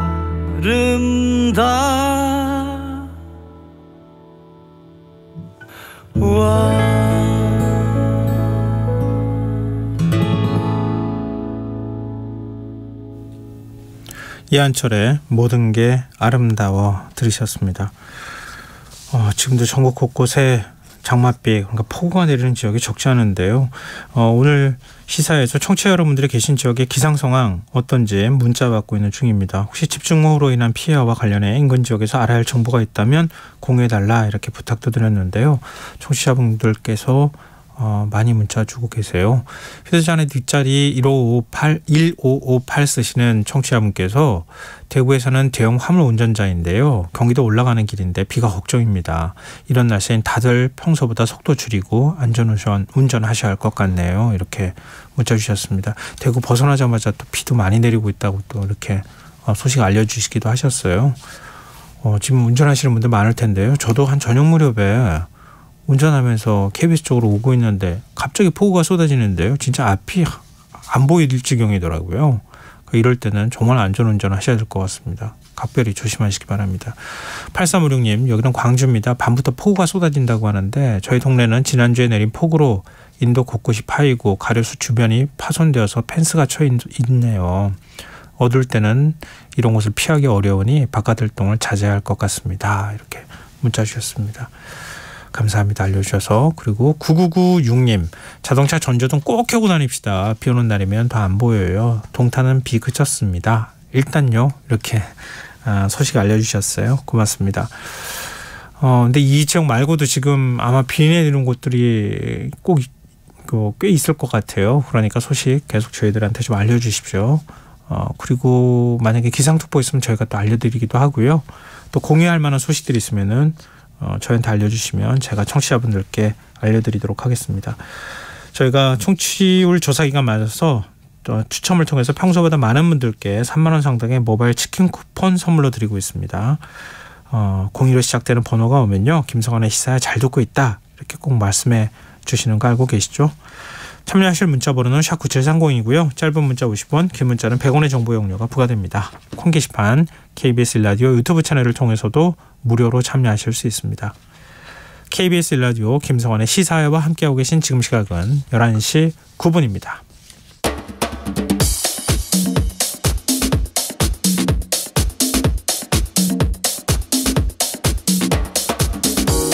오늘 일어난 세상 곳곳의 소식들 당일 배송으로 전해드립니다. 밤참 뉴스 이현경 뉴스캐스터 함께하겠습니다. 안녕하세요. 네, 안녕하세요. 네, 지금 장마전선이 북상하면서 중부지방 중심으로 장맛비가 많이 내리는 것 같은데요. 네. 일단 강수 상황부터 먼저 살펴볼까요? 지금 10시 현재 상황부터 정리를 좀 해드리겠습니다. 수도권과 강원 내륙, 충청권과 경북 북부, 전북과 전남 북부 지역에 호우특보가 발효됐고요. 시간당 10에서 40mm 내외 아주 강한 비가 내리고 있습니다. 현재 호우경보가 내려진 지역은 충청북도, 청주, 보은, 옥천이고요. 경상북도에서는 상주와 문경, 대전이 지금 호우경보가 내려진 상황인데요. 네. 호우주의보만 해도 3시간의 강우량이 60mm, 12시간의 강수량이 110mm 이상이 예상될 때 발효가 되는 상황인데요. 이 정도 되면 우산을 써도 소용이 없는 상황이고요. 네. 사실 지금 말씀드린 것처럼 시간당 10에서 40mm 비가 내리는 경우라면 운전하는데도 굉장히 불편하실 수 있을 만큼 지금 비가 오는 상황이거든요. 그리고 1시간당의 강수량을 봤을 때 10시 현재로 집계된 기상청의 통계를 보면 문경 같은 경우는 1시간당 지금 35.5mm. 가평 북면도 31mm 그리고 양평 양동에서는 23mm 정도니까 비가 굉장히 많이 내리고 있습니다. 근데 네. 제가 지금 출근하면서 그러니까 방송하러 오면서 보니까 서울은 지금 잠깐 소강 상태에 들어간 상황이고요. 오늘 강북 지역은요. 오늘 하루 종일 10시까지 오늘 0시부터 10시까지 81mm의 비가 내렸고요. 춘천의 남이섬은 49mm, 충청권 대전의 경우에는 85mm, 부안은 57mm의 비가 내리고 있습니다. 앞으로 이제 비가 시간당 오늘 밤을 지나면서 많이 내릴 것으로 예상이 되기 때문에 네. 특별히 주의를 하셔야 될 것 같고요. 서울 같은 경우는 저녁 8시쯤에 이미 서울 불광천 수위가 통제 기준이 9.2mm에 다다랐고요. 네. 증산교 아래를 지나는 도로 양방향 진입이 통제가 됐습니다. 그리고 서울 시내 27개 하천의 출입이 통제가 되고 통제선이 쳐진 상황인데 뭐 하천이 범람할 정도는 아니지만 만약에 비가 좀 더 많이 내리면 위험할 수 있기 때문에 산책로나 이런 데 통제가 지금 이루어지고 있다라는 말씀을 좀 드리겠습니다. 저는 한 6시쯤에 오후 6시쯤에 잠깐 진짜 비 나갔는데요. 많이 그때 네. 갑자기 쏟아지는데요. 네. 신발이 폭 젖었어요. 네, 갑자기 쏟아지면 정말 네. 다 방법이 없습니다. 그렇게 하고 난 다음에 또 KBS 올 때 비 폭우 막 쏟아지는 거 보면서 네. 갑자기 덜컥 지난해 강남 쪽에 그쵸. 그때처럼 이렇게 비 내리나 더 겁이 나더라고요. 네. 또 오늘 밤은 어때요? 지금 이런 식으로 계속 이 집중호우가 이렇게 쏟아지는 지역들이 생기는 겁니까? 예, 그러니까 비가 강해져서 이제 수도권하고 일부 지역의 경우는 오늘 밤을 주의하셔야 되는데요. 예. 서울을 포함해서 수도권에는 밤 사이에 시간당 30에서 60mm의 매우 강하고 많은 비가 내릴 것으로 예상이 됩니다. 그리고 새벽에 일부 지역은 시간당 70mm를 예상하는 지역도 있습니다. 아, 그래요? 예, 그러니까 거의 뭐 이렇게 물폭탄 수준인데요. 예. 사실은 70mm 시간당 오게 되면 아이. 뭐 아무것도 소용이 없는 맞습니다. 상황이 정말, 예. 벌어질 수 있고요. 밤 사이에 이제 취약 시간대이기 때문에 혹시 문제가 발생하더라도 낮 시간만큼 긴급하게 대응하기는 좀 어려운 그렇죠. 부분들이 있고요. 예. 비가 집중되는 데다가 돌풍이 불고 천둥 번개가 칠 것으로 예상이 돼서 비 피해가 좀 우려되는 상황입니다. 서울의 경우엔 자정 이후에 건조한 공기가 들어오면서 비구름을 강화시켜서 강한 비가 예상이 된다라고 말씀을 드렸고요. 특히나 이제 30mm만 넘어도 운전하기 어려운데 어두운 밤에 비가 많이 내리면 특별히 주의를 하셔야 될 것 같습니다. 그리고 강원 동해안을 제외한 중부지방과 경북 북부 내륙지방은 오늘 밤부터 내일 새벽 사이에, 전라권은 내일 새벽 동안에, 경남 서부 남해안 지역과 제주도는 내일 새벽부터 아침 사이에 시간당 30에서 60mm 사이의 강한 비가 예상이 됩니다. 지금 지반이 많이 약해진 상황이기 때문에 더욱더 유의하셔야겠습니다. 그런데 보통 이제 이렇게 비가 쏟아지면요. 네. 시원한 바람이 좀 들어와야 되잖아요. 네. 근데 후덥지근해요. 네. 더워요. 그렇습니다. 이번 장마의 특징인 겁니까? 원래 그랬던 겁니까? 그러니까 이번 장마가 좀 다른 게 예. 지금까지는 장마 전선이라고 하는 게 뜨거운 공기와 차가운 공기가 네. 힘겨루기를 하면서 오랫동안 비가 지리하게 내리는 경우가 많잖아요. 이번에는 저기압의 영향을 받아서 정체 전선을 지금 끌고 다니는 상황이기 때문에 비구름의 이동 속도가 굉장히 빨라져서 지속 시간은 짧고 시간당 비는 많이 내리는 폭우의 특성을 가지고 있습니다. 이런 경우는 이번 장마 내내 이런 특성을 보여줄 수가 있는 상황이고요. 네. 집중호우가 많이 쏟아지고 있고 특히나 시간당 30mm 이상의 많은 비가 내리는 관측 일수가 늘어나고 있습니다. 근데 이제 문제는 이렇게 되면 덥잖아요. 네. 폭염이 있다가 폭우가 쏟아지니까 네. 습도가 굉장히 높은 상황이 되는 거예요. 저기압의 예. 상황이니까 바람이 불리 만무한 상황이고요. 이제 그러다 보니까 후텁지근한 날씨가 계속 이어지면서 사람이 빨리 지칠 수 있을 것 같아요. 비가 많이 내리는 것도 사람이 굉장히 피곤한 일인데 잠깐 비가 막 내리고 그러다가 언제 그랬냐는 폭우가 찾아오고 이게 이제 번갈아 가면서 진행을 하니까 이거를 홍길동 장마나 도깨비 장마라고 부른다고 합니다. 과거에는 게릴라성 폭우 뭐 이렇게도 얘기하지 않았어요? 네, 그렇습니다. 그러니까 체감 온도는 35도가 넘는 찜통더위와 폭우가 계속 이어지는 상황인데요. 서해상의 저기압이 한반도 남쪽에 있는 장마구름을 한꺼번에 끌어올렸다가 이 비구름의 이동폭이 굉장히 크게 나타나고 있는 상황이고요. 저기압을 동반한 비는 그렇게 확률상은 높지 않은데 이번에 이 저기압에 의해서 쏟아지고 있습니다. 그럼 이거 장마 언제까지 가는 거예요? 내일 아침까지는 우선 비가 내리고요. 내일 오전에 또 그친다고 합니다. 그리고 6일부터는 전국 대부분의 지역이 30도 안팎까지 오르는 폭염이 다시 찾아올 것으로 예상이 되고요. 7일 이후에는 또 장마 전선이 다시 북상을 하면서 제주와 남부지방에 지금 비가 내리겠습니다. 그러니까 제주와 남부지방에 이게 저기압의 영향으로 내려갔다 올라갔다 하니까 남부지방에 비의 양이 많은 상황이에요. 이게 퐁당퐁당도 아니고 더웠다가 습했다가 비 내렸다가 또 비 피해 걱정했다가 이 사람 종잡을 수가 없는 상황이네요. 자, 하여튼 당분간은 좀 긴장을 해야 될 것 같습니다. 지금 비 많이 내리는 지역에 계신 분들은 정말 각별한 주의 부탁드립니다. 그리고 지난번에 영주 저희가 앞서도 소개해드렸던 것처럼 그때도 폭우 잠깐 내릴 때도 산사태 발생했거든요. 그러니까 산 주변, 사면 주변에 계시는 분들은 각별히 주의하시기 바랍니다. 자, 다음 뉴스로 넘어가 보겠습니다. 중국도 지금 날씨가 그래요? 네, 우리랑 비슷해요? 우리보다 좀 더 심각한 상황인 것 같아요. 우선은 폭염과 폭우가 번갈아 가면서 일어나고 있는데요. 안후이성의 한 지역에는 3시간에 100mm가 넘는 집중호우가 내렸습니다. 그러면서 산사태가 발생을 했는데요. 또 산시성 일대에서만 이재민이 5천여 명, 우리 돈으로 270억여 원의 재산 피해가 발생했다고 합니다. 북쪽의 찬 공기와 남쪽의 북태평양 고기압이 만나면 정체전선이 길게 형성이 됐는데 평년보다 이제 엘니뇨라 그래서 해수면의 높이가 좀 높아졌다고 하잖아요. 해수면의 온도가 1.3도 오르면서 수증기가 유입이 되니까 좁은 지역에 많은 비를 뿌리고 있습니다. 근데 이게 올라갔다 내려갔다 하니까 폭우와 폭염이 이제 계속 번갈아 가면서 나타나고 있는데요. 그런데 이 전선의 영향을 받지 않는 베이징 같은 경우는 지난달 35도가 넘는 고온 현상이 14일 동안이나 나타나서 62년 만에 최악의 폭염이 덮치기도 했습니다. 그래서 베이징 관광지를 안내하던 가이드가 열사병으로 사망하는 일들도 있었고요. 네. 그리고 보니까 북부 지역 같은 경우는 40도가 넘는 그 더위가 계속 이어지면서 열사병과 화상주의보가 계속 내려지고 있는데 이게 1961년 이래 최다 기록을 지금 기록하고 있습니다. 그러니까 북쪽 지역은 덥고요. 남쪽 지역은 물난리가 나고 이런 상황이에요. 초대형 모래 폭풍이 부는 것도 있어요? 이게 영화 같더라고요. 네. 그 우주 영화처럼 모래 폭풍이 있는데 빨갛고 노란 색깔로 하늘이 완전히 공포영화 같은 느낌이 굉장히 많이 들던데요. 중국 북서부의 하미시를 삼긴 모래폭풍이 높이가 100m가 넘더라고요. 시 전체가 1시간 동안 어둠에 갇혔고 가시거리는 50m가 안 되는 상황이었는데 주민들의 입장에서는 갑자기 모래폭풍이 불고 순식간에 안 보이고 하늘이 캄캄해지는 현상을 경험했습니다. 근데 보통 이런 모래폭풍은 우리가 봄철에 황사 경험하듯이 4월하고 5월 사이에 많이 불어오는데 이번처럼 7월에 모래폭풍이 있는 일은 굉장히 드문 일이라고 합니다.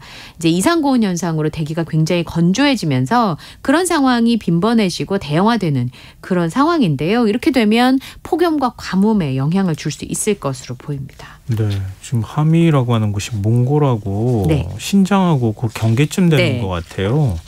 상당히 좀 사막화되어 있는 지역인데 이렇게 모래폭풍이 불면 이것도 다른 지역도 피해보는 거 아닌가 이런 생각이 들기도 하네요. 우리 엘니뇨 현상 설명할 때 누가 그렇게 표현하더라고요. 지구가 뜨거우니까 수증기가 많이 증발되지. 많이 증발되니까 한쪽은 가물고 가뭄이 생기고 한쪽은 폭우. 그리고 하늘로 올라간 수분은 땅으로 떨어질 수밖에 없어. 어느 곳에 그게 내려야 되니까. 그러니까요. 그러니까 이게 계속 반복되는 현상들이 나타나는 거잖아요. 네, 이제 농작물에 분명히 영향을 줄 거란 말이죠. 그러게 말입니다. 올라간 비는 언젠간 떨어질 수밖에 없다. 이런 자연의 진리인데 그 안에서 우리가 어떻게 해야 할지 참 이게 길을 잃은 거 아닌가 이런 생각이 좀 최근엔 들기도 나 하나 하네요. 이거 한다고 이걸 바꿀 수 있을까 이런 두려움들도 생기는 것 같아요. 맞습니다. 근데 모두의 노력이 필요한 때인데 글쎄요. 자, 지금 여러분께서는 KBS 라디오 김성환의 시사회와 함께하고 계십니다. 밤참 뉴스 계속 이어가겠습니다. 올 하반기부터 역전세난이 본격적으로 확산할 수 있다. 이런 우려가 제기가 되니까 정부가 관리에 나섰어요. 네, 역전세난이 늘면서 전세값이 떨어지니까 집주인이 세입자한테 보증금을 돌려줘야 되는데 집값이 떨어지니까 또 전세값도 떨어지게 되잖아요. 그러니까 보증금을 못 돌려주는 이 역전세난이 시작될 것이란 우려가 높아지면서 네. 정부에서 관리에 나섰습니다. 기존의 보증금보다 전세 보증금이 낮아지거나 또 새 세입자를 구하지 못해서 전세금 반환을 어려워하는 집주인에게는 일정 한시적으로 규제를 좀 풀어주기로 한 건데요. 네. 오늘 정부가 2023년 하반기 경제정책 방향을 발표를 했는데 앞으로 1년간 개인 임대인은 총부채 원리금 상환 비율 DSLR이 아니라 총부채 상환 비율인 DTI를 적용하게 됩니다.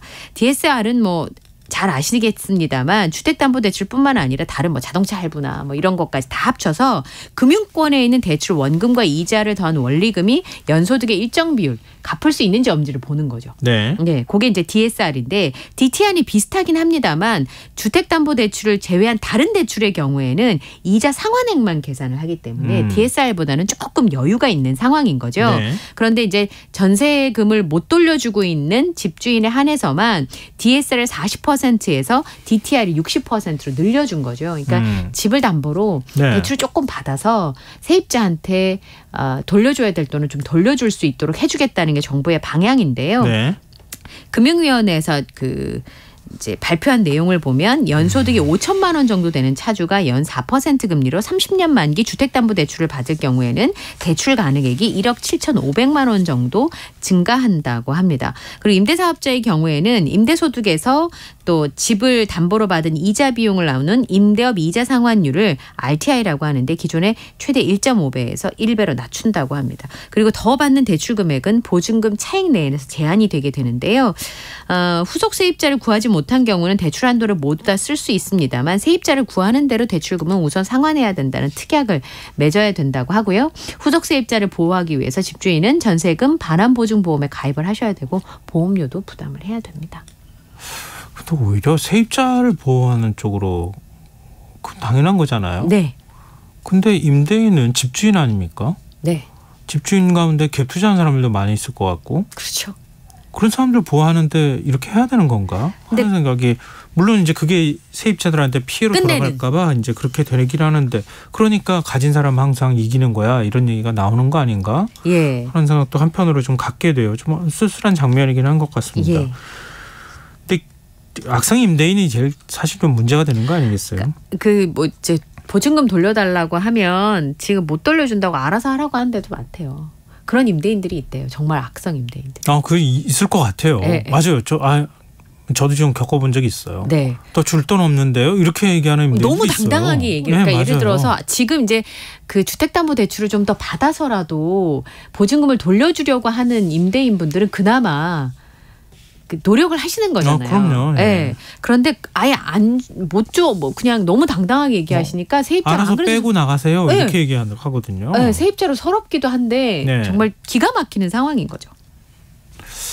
참. 예. 좀 빨리 좀 안정됐으면 좋겠네요. 네, 전세 시장이. 그렇습니다. 다음 뉴스 넘어가 보겠습니다. 올해 상반기 라면 수출액이 역대 최대치를 기록했습니까? 4억 달러를 넘었어요. 저는 네. 라면 수출액이 이렇게 대단히 많아졌는지 이번에 알게 됐는데 생산량의 90% 이상을 한 라면 회사에서는 수출을 한다고 하더라고요. 네. 근데 이제 국내 소비자에게 맞춰서 매운맛을 만들었던 제품들을 최근에는 아시아나 미국이나 유럽에 맞춰서 주문을 지금 하고 있다고 하는데요. 네. 라면 수출이 왜 이렇게 많이 늘었을까 궁금하실 것 같아요. 올 상반기에만 4억 4,620만 달러가 판매가 됐는데요. 1년 전보다 16.4% 라면 수출 역대 최고액입니다. 코로나 시기에 간편식 시장이 커진 데다가 한류가 인기가 있으니까 우리 라면을 찾는 외국인들이 늘어났기 때문으로 분석이 됩니다. 아시다시피 기생충에 나온 짜파구리 때문에 해외에서 굉장히 궁금해했었어요. 맞아요. 그 맛을. 네. 그리고 방탄소년단의 멤버 지민 씨가 그 라면 방탄소년단이 다 라면 잘 먹긴 하더라고요. 제가 보니까. 근데 지민 씨가 그 라면 먹는 라이브 방송을 해가지고 또 전 세계에 많이 알려지기도 했었는데요. 심지어는 태국 방콕에서 한국 라면 행사를 했었는데 하루 평균 1,700명이 모일 정도로 굉장히 인기가 많다고 합니다. 그리고 이제 현지인들의 입맛에 맞춰서 다 이렇게 맛이 조금씩 차이가 있다고 하는데요. 그런 마케팅 전략이 수출 증가의 요인이 됐었고 수출 호조 때문에 주요 라면 업체가 1분기 매출이 2자릿수 증가를 하기도 했습니다. 그리고 수출 실적에 해외에서 생산되는 라면 생산분은 집계가 안 되는 상황이니까 네. 실제로 외국에 팔려나가는 우리 라면의 규모만 친다면 연간 2조 원 안팎으로 예상을 하고 있습니다. 국내 라면 가격이 좀 인하가 됐어요. 그래서 라면 업체들이 또 해외 수익성을 따지자면 해외 판로에 더 열을 올리지 않을까 이런 예상들도 나오고 있어요. 우리나라 라면 따라한 제품들도 해외에서 많이 나오고 있어요. 참 일본의 니신 식품에서 우리나라 라면을 베꼈다 이런 얘기가 나오고 있거든요. 근데 일본이요? 우리 좀 약간 느낌이 다르죠. 네. 일본의 라멘을 우리나라식으로 만든 게 라면이 아니냐 이렇게 생각하시는데 네. 이제는 그냥 이 볶음면이라고 하는 제품이 있는데 그 불닭볶음면 중에서 까르보나라랑 섞어서 만든 불닭볶음면이 있어요. 그럼 굉장히 비슷한 모습으로 출시가 됐는데 용기 색깔뿐만 아니라 한글로 볶음면이라고 써 있대요. 아 그래요? 예, 그러다 보니까 따라한 거 아니야? 이런 생각이 들고요. 이건 따라한 건데요. 그리고 일본에서만 판매하고 있는 농심이 매콤달콤 양념치킨이라는 그 제품을 판매하고 있는데 네. 그거랑 비슷한 형태로 양념치킨 맛 야끼우동 이런 걸 출시해서 네.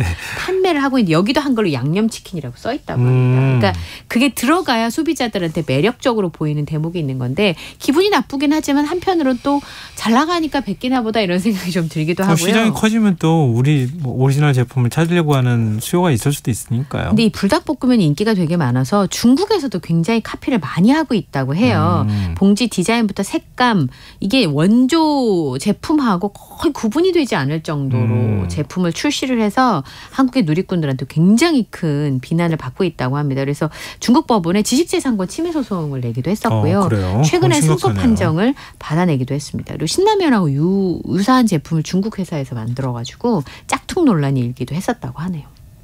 아, 라면 얘기하시니까 갑자기 라면 먹고 싶네요. 그러니까 이 밤에 그거 얘기하는 건 반칙이죠. 죄송합니다. 예. 자, 마지막 뉴스입니다. 정신없는 이삿날 할머니들로부터 이삿짐을 도난당했다라는 사연이 온라인에 올라왔어요. 이게 네. 무슨 얘기입니까? 온라인 커뮤니티에서 이삿짐 도난을 이제 할머님들한테 당했다 도와주세요라는 글이 올라왔습니다. 이분이 이제 이사를 한 도중에 굉장히 황당한 일을 당했다면서 네. 글을 소개를 했는데 지난달 30일에 이사를 했답니다. 현관에다가 이제 짐을 막 쌓아놓는데 이사업체 직원이 전화가 와가지고 어떤 할머니가 짐을 자꾸 건드리고 있다라고 하시는데 남성분이 소리치는 음성이 들려서 가보니까 1층 현관에 쌓아둔 짐이 다 풀어져 있고 침낭이랑 삼각대랑 옷을 가져가려는 것을 막았다고 해서 그렇게 정리된 줄 알았는데 나중에 확인을 해보니까 짐에 들어있던 전자기기 전선이 다 잘린 채로 들어있었대요. 그래서 네. CCTV를 열어보니까 한 할머니가 우편함에서 뭘 꺼내고 유모차를 끌고 온 다른 할머니랑 짐을 뒤지는 장면이 CCTV에 담겨 있었다고 합니다. 한 할머니가 휴지와 종이컵 같은 생필품, 다른 할머니는 태블릿 PC를 가방에 챙기고 소형 가전도 챙기고 멀티탭 전선도 가위로 잘라서 가져갔다 그래요. 예. 그러니까 주민들이 뭐 하시는 거냐 그랬더니 네. 자기 짐이라고 할머니 두 분께서 우기다가 이렇게 유모차에다 막 쌓았는데 나중에 예. 이제 직원을 부르니까 예. 그 유모차에서 짐을 내려주고 갔는데 그 태블릿 PC 같은 건 챙겨간 상황이었던 거예요. 경찰 신고도 했고 담당 형사도 배정을 받았는데 이걸 비난하려고 올린 게 아니라 도난당하는 일이 없었으면 한다라는 뜻에서 이 글을 올렸다라고 얘기를 했는데 굉장히 씁쓸한 상황인데요. 그 전선을 잘 나갔다라고 하는 거 보면 혹시 이제 고물상에다가 물건을 파시려고 그랬나 이런 생각이 좀 드는데 누리꾼들도 잘 확인해 보시라는 얘기가 있었습니다. 일단 이게 사실이 아니기를 바라는 마음이고요. 네, 뭐 수사를 해봐야 되겠습니다. 네. 뭐 그렇다 하더라도 이렇게 하면 또 안 되는 거니까요. 아, 그럼요. 네, 예. 알겠습니다. 오늘 밤잠시 여기까지 하겠습니다. 지금까지 이현경 뉴스캐스터와 함께했습니다. 고맙습니다. 감사합니다.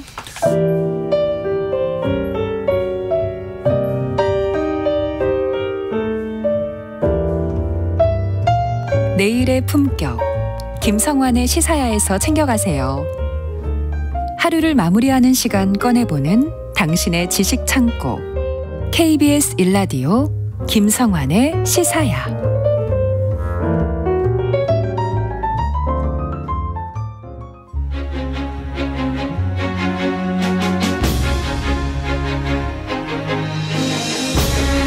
국내 최장수 TV 프로그램 하면 KBS의 전국 노래자랑이 꼽히죠. 1980년 11월 정규 편성됐다고 하는데요. 조선시대에도 시민 참여형 오디션이 있다는 사실을 혹시 아십니까? 어찌 보면 전국 노래자랑의 원조격이 될 텐데요. 흔적 역사, 오늘은 조선판 전국 노래자랑과 조선의 가왕에 대해 알아보도록 하겠습니다. 이기환 히스토리텔러 나와 계십니다. 안녕하세요. 안녕하세요. 조선시대에도 전국 노래자랑이 있었습니까? 기록상은 딱 한 번 나오는데요. 예. 1466년 윤 3월 14일자 세조실록에 나오더라고요. 세조가 그 무렵에 대대적으로 중창된 강원도 평창의 상원사 네, 거기 낙성식에 참석을 하는데 인연이 좀 깊어요. 예. 낙성식에 참석할 겸해서 금강산을 비롯한 강원도 지역을 행차하고 있었는데 그때 강릉에 이제 거둥을 하는데요. 아주 특별한 영을 내립니다. 뭐라 그러냐면 농가를 잘 부르는 농민들을 모아서 장막 안에서 노래를 부르도록 하라라고 했어요. 네. 그 날짜 세조실록을 보면 이때의 경연에서 1등을 차지한 사람이 강원도 양양의 관노인 동굴이었다라고 이름까지 실명으로 전했습니다. 그러니까 전국 노래자랑 대상 받은 거나 마찬가지잖아요. 그렇습니다. 실제로 그 당시에도 그 어떤 대상 뭐 이런 개념이 있었어요. 대상이라고 뭐 이렇게 딱 나오진 않았지만 예. 어쨌든 그 나라님이 주최하고 참석하고 점수까지 매긴 것 같아요. 그래서 그건 대단한 영광이었겠죠. 그렇죠. 아무나 출전하진 않았을 네. 거고 아마 지역 예선 같은 것도 있지 않았을까 뭐 그런 생각이 드는데요. 임금이 부르는데 막 노래 음치가 부르면 그러면 안 되죠. 그러니까 저 곤장을 쳐라 이렇게 할 수 있는 거 아닙니까? 결선대를 치렀을 것 같은데 그 실록에도 그 우승에 따른 부상 이런 게 나오는데요. 경연 우승자인 동굴에게 임금이 친히 아침 저녁 식사를 제공을 했다라고 하고요. 그다음에 악공의 예로 왕의 행차를 따르게 했다라고 하고 그에게 또 저고리 한 벌을 또 내려주었다라고 했습니다. 이거 노비신분에서 이런 상 받는 건 엄청난 일인 거죠. 그럼요. 관노 출신인데 가수인데 어쨌든 간에 임금이 하사한 무명 가수였잖아요. 네. 뭐 아침 저녁상 임금 하사한 뭐 그 밥상을 받고 저고리까지 받고 뭐 굉장히 파격인데 네. 동굴이의 가장 큰 특징은 뭐냐면 악공의 예, 그러니까 궁중 가수로 발탁되어서 임금을 수행했다라는 것이 가장 큰 것 같습니다. 그게 악공의 예가 그 뜻이었어요. 그렇습니다. 그래서 이 1466년 3월 14일에 열린 어떻게 보면 전국 노래자랑 강원도 편이라고 볼 수가 있는데 그거야말로 전국 노래자랑 KBS 전국 노래자랑의 조상격이다라고 볼 수가 있다. 그리고 동굴이야말로 경연 프로그램이 낳은 정말 깜짝 스타였다. 이름까지 실록에 나왔기 때문에 굉장한 스타였다라고 볼 수가 있는 거죠. 갑자기 전국구 스타가 돼버린 건데요. 그렇죠. 그렇습니다. 네. 근데 동굴이처럼 조선시대에 활약한 가수들이 있습니까? 실록에 이름을 낸 그런 이 이른바 이 가수들, 댄스여 가수들이 좀 있는데 뭐 이 실록 세종 연간에 활약한 설매라는 분이 있습니다. 왜냐하면 1429년 5월 16일자 이제 실록에 나오는데 명나라 사신이 조선을 방문했을 때 노래와 춤을 추는 가무를 하는 춤을 추는 여자 설매 등에서 8명이 뭐 사신단에 이렇게 파견됐다라고는 실록 기사가 보이는데요. 2달 뒤에 또 의미심장한 기사가 보이는 게 뭐냐면 이 창가수 그러니까 가수 설매 등에서 8명이 사신을 따라서 명나라로 떠났다라는 기사가 또 보이더라고요. 뭐 가수를 하는 것도 그렇지만 어떻게 사신을 따라서 중국까지 갑니까? 그러게요. 그러니까 외교적인 교류 차원에서 아마 사신단에서 이 가수들을 되게 좋아했다라고 볼 수가 있는데 중국 공연하라고 보내준 거예요? 그럴 수도 있고 이제 영원히 보낼 수도 있고 뭐 그럴 수도 있을 것 같아서 어쨌든 외교적인 뭐 교류 차원이 아닌가 생각이 드는데 근데 이 조선판 댄스 가수였던 설매와 관련된 일화가 이게 그 야사에 많이 남아 있어요. 그래요? 예, 그렇습니다. 이 서거정의 동인시화라는 책을 보면 이 설매는 전학서라 그래서 궁중잔치, 의식에 필요한 음악을 담당한 그런 관청이 있는데 그 소속 기녀였다고 합니다. 그래서 이 궁중음악에 맞춰서 부르는 노래, 시가를 잘 불렀다고 하고 어느 날 원로 대신이 된 재상이 된 개국공신인 조준을 위한 그런 축하연이 뭐 개국공신들이 원로들이 이제 마련을 해줬는데 술자리 도중에 조준이 임금의 부름을 받고 다시 이제 입궐하게 되어 있어요. 그러니까 이제 원로 대신들이 설매에게 야, 이거 축하곡 하나 불러봐라라고 했더니 이 설매가 중국의 악부시라 그래서 중국 민가 같은 건데 그거를 멋들어지게 불러주었다라는 기록이 있더라고요.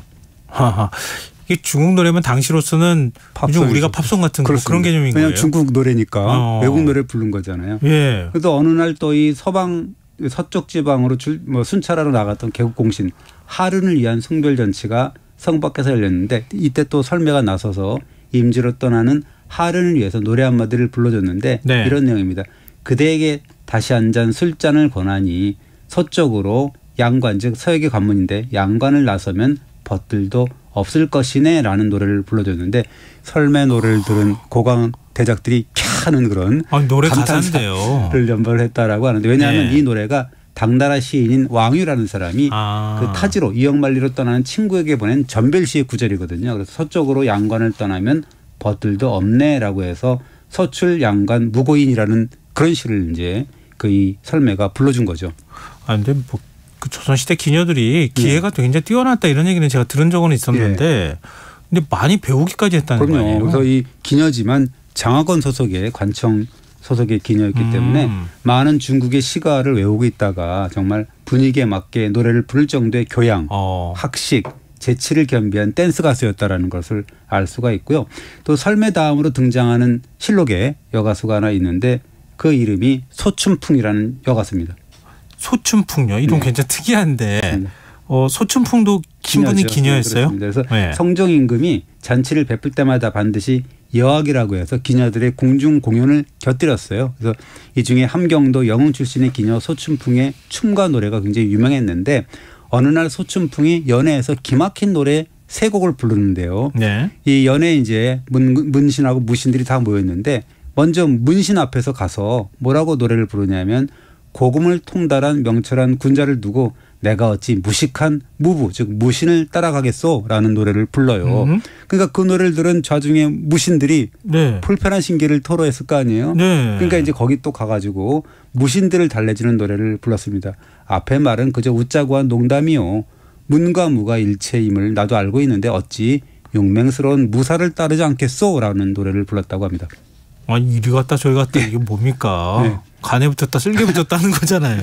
그러니까 이제 이번에는 문관들이 노여했어요. 그러니까 성종 임금이 야 춘풍아 이제는 몽관과 무관을 좀 더 다 아우를 수 있는 노래를 한번 불러봐라라고 했더니 소춘풍이 뭐라 그러냐면 제나라도 초나라도 대곡인데 소곡인 등나라가 그 사이에 끼었으니 제나라도 초나라도 섬겨야 되죠 라는 노래를 불렀는데요.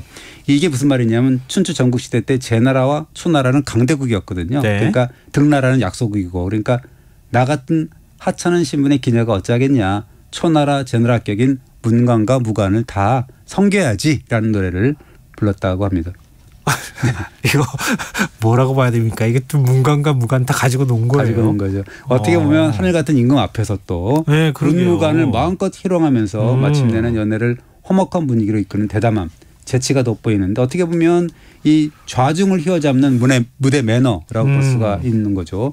그 모습을 지켜본 성종 역시도 감탄사를 연발하면서 특히나 이 소춘풍이 임금 앞에서 고상한 무슨 궁중화 음악을 이렇게 부른 게 아니라 민간에서 유행하는 소교라 그래서 대중가요를 불렀거든요. 그럼에도 불구하고 성종이 소춘풍에게 비단, 견직물 그리고 호표라 그래서 호랑이와 표범가죽, 후추 같은 그런 고급 상급을 내렸다라고 해서 뭐 그걸 가져갈 수가 없어갖고 무사들이 막 엄청나게 가져갔다. 너무 양이 많아서 그런 소문이 있습니다. 그래서 이후에 소춘풍의 명성이 온 나라에 퍼졌다라고 하고요.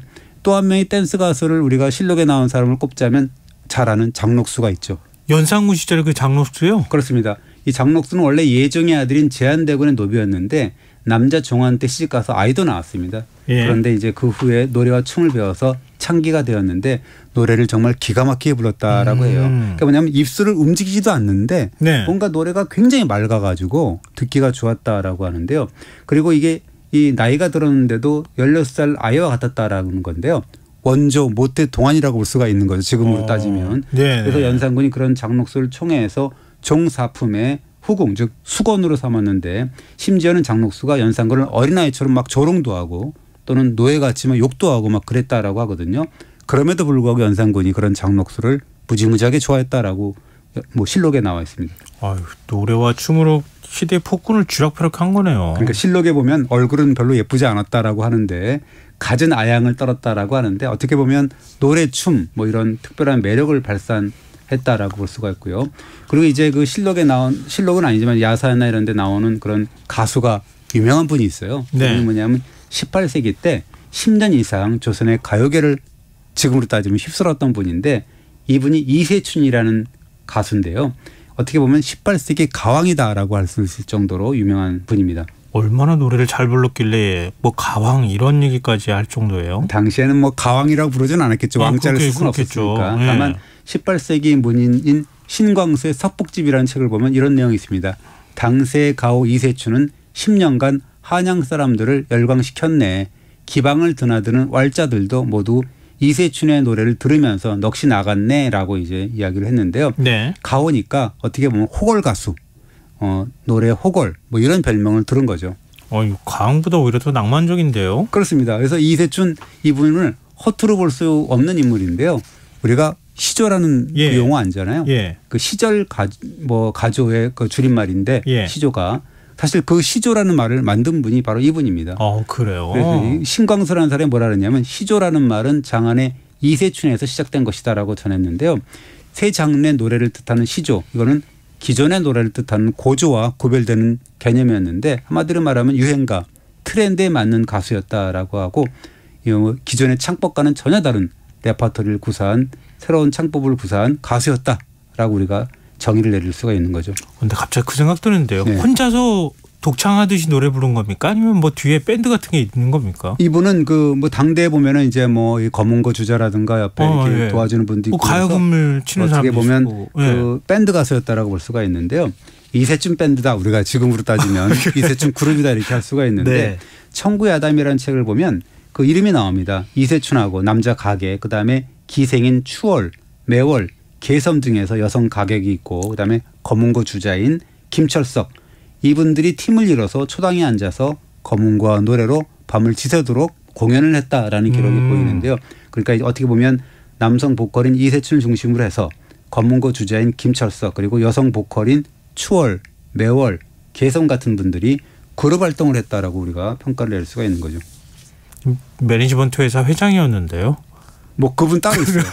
따로 있어요? 매니지먼트 회장 대표는 따로 있는데 그건 아니고요. 이세춘과 같은 전문 아티스트 그룹하고 같이 언급되는 분들이 있는데 바로 이세춘 그룹하고 활동했던 시명이라는 그런 대표적인 분이 있습니다. 네. 이분은 가수라든가 뭐 검은고 주자 같은 전문 아티스트는 아니고 네. 어떻게 보면 풍류남아를 자처했던 인물인데요.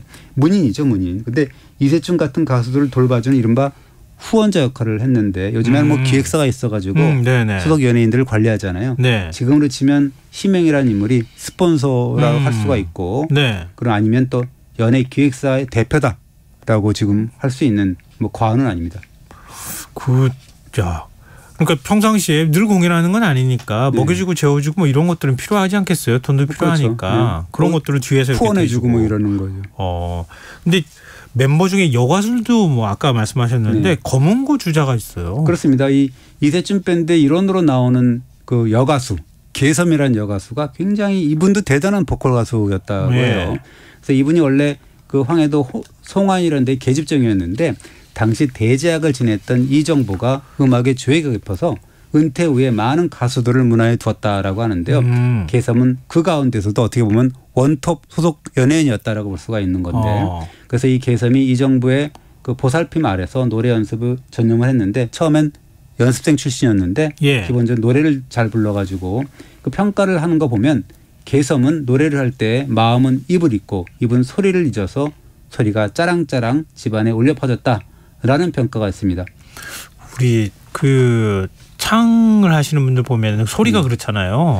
막 이렇게 뭐라고 해야 되죠? 이렇게 짜랑짜랑하다는 게 아까 그 말씀이 많은 거. 폭포수에서 한 달 동안 수련하고 나오신 분 같잖아요. 성량이 되게 풍부한 고음 가수 뭐 이렇게 하는데 이런 출중한 노래 실력 덕분에 이 개섬의 명성이 조선 전역에 이제 퍼졌고 그래서 지방 기생들이 서울에 와서 노래를 배울 때는 늘 이 개섬한테 몰려들었다라고 해요. 배우러 가느라고요? 그러니까 어떻게 보면 지금으로 따지면 가수 지망생들의 보컬 트레이너. 그러네요. 이게 요즘의 용어를 이렇게 다 치환할 수 있는 그런 이야기들이 많은데요. 그리고 특히나 이 개섬은 정주의 어머니인 그런 그 해경궁 홍 씨의 회가변에도 초대를 받아가지고 오프닝 공연을 했다라는 또 그런 기사가 있더라고요. 그러니까 대통령실 행사에도 간 거잖아요. 그렇습니다. 참 그 당대 최고 가수였던 것만은 뭐 부인하기 어렵네요. 오프닝에 낙점이 됐던 오프닝하고 크로징 그게 뭐 대단한 거 아니에요? 엔딩도 대단하잖아요. 그래서 이제 이 개섬의 을이 또한 임그 회자되는데 나중에 이제 세상을 떠난 이른바 기획사 사장격인 이정보라는 분을 잊지 못해서 노래를 부를 때마다 이 눈물을 흘리고 이정보라는 사람이 돌아가실 때는 굉장히 또 거기서 뭐 하염없이 울었다라고 합니다.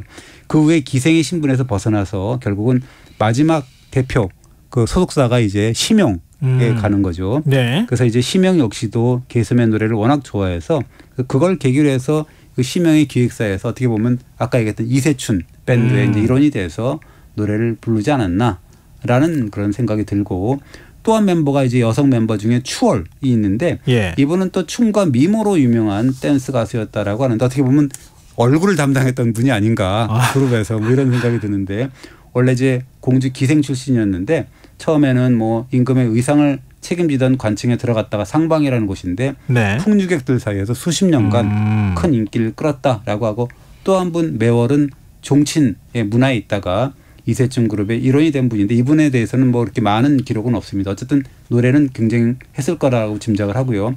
검은고 주자 김철석 이분은 또 그 최고의 검은고 주자였다고 해요. 명성이 자자했는데 별명이 철돌이었다 뭐 이런 내용이 나와 있습니다. 그러니까 당대 최고 가수하고 연주자가 모여서 밴드를 결성했다. 그렇습니다. 이분들이 되게 유명한 이 공연을 하는데요. 네. 심영이라는 기획사 사장의 주도로 해서 1765년 정도인데요. 네. 평안감사가 대동강에서 성대한 잔치를 치른다라는 소식을 들어요. 네. 그러면서 심영이 한번 우리가 거기서 한번 공연 한번 해볼까 이래요. 예. 그러면서 이제 깜짝 게릴라 콘서트를 하자는 계획을 짜고 서울 무대에서는 우리는 금강산 유람 좀 갔다 올게라고 하면서 소문 헛소문을 낸 다음에 평양으로 잠입을 하게 되는 거죠. 그래서 거기 앞에 가가지고 깜짝 공연을 하는 거예요? 그렇습니다. 초청도 안 했는데? 그렇습니다. 초청을 안 했다 그래요. 정식 초청은. 그래서 잔칫날에 이 심영이 배 한 척을 빌려서 멤버들을 이렇게 태우고 대동강에 살짝 나가가지고 그래서 이제 딱 뒤에서 기다리고 있다가 저쪽에서 무대에서 평안도 출신 공연단이 노래를 부르면 노래를 또 따라하고 춤을 추면 춤을 또 따라하고 뭐 이런 바에서 어떻게 보면 공연 배틀을 이제 벌이기 시작한 거예요. 어떻게 보면 뭐 지금으로 따지면 히든싱어 뭐 이렇게 볼 수가 있는데요. 네. 그러니까 평안감사가 이제 큰 높은 배에 이렇게 있다가 보니까 이상하잖아요. 뭐 네. 이상한 배가 와갖고 뭐 노래 따라 부르고 막 이러니까 공연도 하고 그러니까 저 배를 한번 불러와 봐라. 저거 뭐냐 수상쩍다라고 이제 배를 붙잡아서 정체를 확인했더니 심영 기획사가 이제 이끄는 서울의 장안의 이세춘 밴드였다라고 하는데 원래 그 심영하고 평안감사가 친분이 있었다라고 합니다. 그래요. 일종의 좀 짓궂은 장난 같은 걸 친 거라고 할 수 있는데. 그랬으니까 가서 또 했겠죠. 그렇지 않았으면 또 얼마나 잘못했으면 또 그렇게 하는 건데요. 그래서 평안감사가 되게 깜짝 놀랐지만 엄청 즐거워했다라고 합니다. 그래서 그러면서 정체가 밝혀졌지만 이세춘 밴드가 현재 그 평안도 그룹하고 치열한 이제 그때부터 공연 배틀을 그때부터 본격적으로. 그런데 배틀의 승자는 아무래도 이세춘 밴드였다. 왜냐하면 시절가 가요 이렇게 해가지고 시조라는 것도 알잖아요. 그러니까 트렌드가 있는 노래를 불렀기 때문에 수준차가 좀 났을 거다라고 하는데 개런티도 두둑하게 받았다라고 하는데요. 평안감사가 천금을 내놓고 그다음에 다른 벼슬아치들도 각자의 위치에 따라서 상급을 내놨는데 합쳐서 거의 1만금에 달했다 뭐 그런 기록이 있습니다. 대단하네요. 약간 뭐 과장일지는 모르겠지만 굉장히 많은 개런티를 받았다고 하는데요. 그러면서 이세춘 밴드는 10일 넘게 평안도 그 평양에서 여행을 즐긴 다음에 돌아왔다 그런 기록이 있습니다. 그럼 평양 게릴라 콘서트는 거의 대성공을 거둔 거네요. 그렇습니다. 엄청난 성공을 거뒀죠. 그리고 이세춘하고 쌍벽을 이루는 가수가 또 한 분 있는데 송실소리라는 가수입니다. 어릴 때부터 이제 지금 아까 얘기했던 폭포수 밑에서 날마다 연습했다는 그런 가수예요. 1년을 그렇게 하니까 폭포 소리는 안 들리고 노래 소리만 들렸다라고 할 정도로 굉장히 짜렁짜렁했다라고 하죠. 그래서 그 노래가 뭐 구슬처럼 맑았고 연기를 날리듯 개날프고 구름이 가로지 걸리듯 머물렀고 철 맞은 꾀꼬리 같았다 뭐 이런 식으로 용이 울 듯했다 뭐 이런 식의 표현이 있습니다. 그리고 송실솔의 실솔이 귀뚜라미 소리를 낸다고 그래서 귀뚜라미가 실솔이거든요. 송실솔이라는 별명을 얻었다라고 합니다. 근데 모두들 뭐 당대 가수들은 다 가창력으로 승부한 거네요. 트위스트 김이나 뭐 이런 그런 이름을 붙이잖아요. 그런 식으로. 참 대단하다 이런 생각이 드는데요. 그리고 얼굴 없는 가수도 있었습니다. 얼굴 없는 가수요? 남학이라는 분이 대표적인데요. 기록에 나오는데 이 당대 사람들이 남학의 노래는 벽을 사이에 두고 들었다라고 하는데 왜냐? 생김새가 추했기 때문이라고 하는데요. 이 표현이 뭐냐면 얼굴은 귀신 같았고 눈은 단추구멍 같았고 코는 사자 같았고 수염은 늙은 양, 눈은 미친 개, 손은 엎드려 있는 닭발 같았다라고 하는데요. 그럼에도 불구하고 남악의 노래는 아주 맑고 곱고 부드럽고 그래서 타고난 미성이 특기여서 벽 너머에서 들으면 여인들의 혼이 흔들리고 마음이 격동하고 막 그랬다라고 하는데요. 그러나 얼굴이 딱 드러나면 기생들이 에이 하고 막 한탄도 하고 멍하게 앉아 있고 깜짝 놀라서 울고 혀를 끌끌 차고 뭐 이랬다라는 기록이 있습니다. 아니 수염은 늙은 양, 눈은 미친 게, 손은 엎드려 있는 닭발 같으면 사람이 어떻게 생긴 거예요? 되게 못생겼다 뭐 그런 얘기죠. 그래서 모습을 안 드러낸 거네요. 그렇습니다. 그리고 네. 금향선이라는 여가수도 외모는 추악했지만 애절하고 원망하는 듯한 처절한 목소리로 구름까지 멈추게 했다라는 기록이 있는데요. 그래서 이 금향선의 노래를 듣는 사람들은 끓어오르는 춘정을 감출 수 없다라고 하는데요. 그 말은 무슨 말이냐면 목소리가 굉장히 섹시했다 뭐 그런 이야기였죠. 그래서 그런 섹시한 목소리가 금향선의 단점을 가린 것이다 라는 뭐 이야기가 통합니다. 그러니까 요즘 말로 말하면 이분들이야말로 K-팝의 원조들이네요. 그렇습니다. 이 K-팝이라는 게 사실은 하루아침에 이루어진 전통이 아니더라라는 것이 이렇게 뭐 드러나는 거죠. 지금 우리도 가무에 능하잖아요. 그렇습니다. 그 피가 그대로 지금까지 이어오는 거 아닌가 삼국지에서 동의전 이런 데 보면은 뭐 몇 달을 갖다가 노래를 부르고 뭐 그랬다라고 하지 않습니까? 음주 가무에 능했다라고 하죠. 평상시에 못 듣는 얘기인 것 같아요. 오늘 네, 굉장히 그렇습니다. 흥미롭게 들었습니다. 흔적의 역사 지금까지 이기환 히스토리텔러였습니다. 고맙습니다. 감사합니다. 김성환의 시사회 오늘 순서 여기서 마칩니다. 모바일 치킨 쿠폰 당첨자 5분은 홈페이지 공지사항에서 확인하실 수 있습니다. 밤사이에 최고 150mm의 강한 빗줄기가 집중될 것으로 예상되고 있는데요. 집중호우로 피해가 발생하지 않도록 각별히 주의하시기 바랍니다. 편안한 밤 되시고요. 전 내일 다시 찾아뵙겠습니다. 고맙습니다.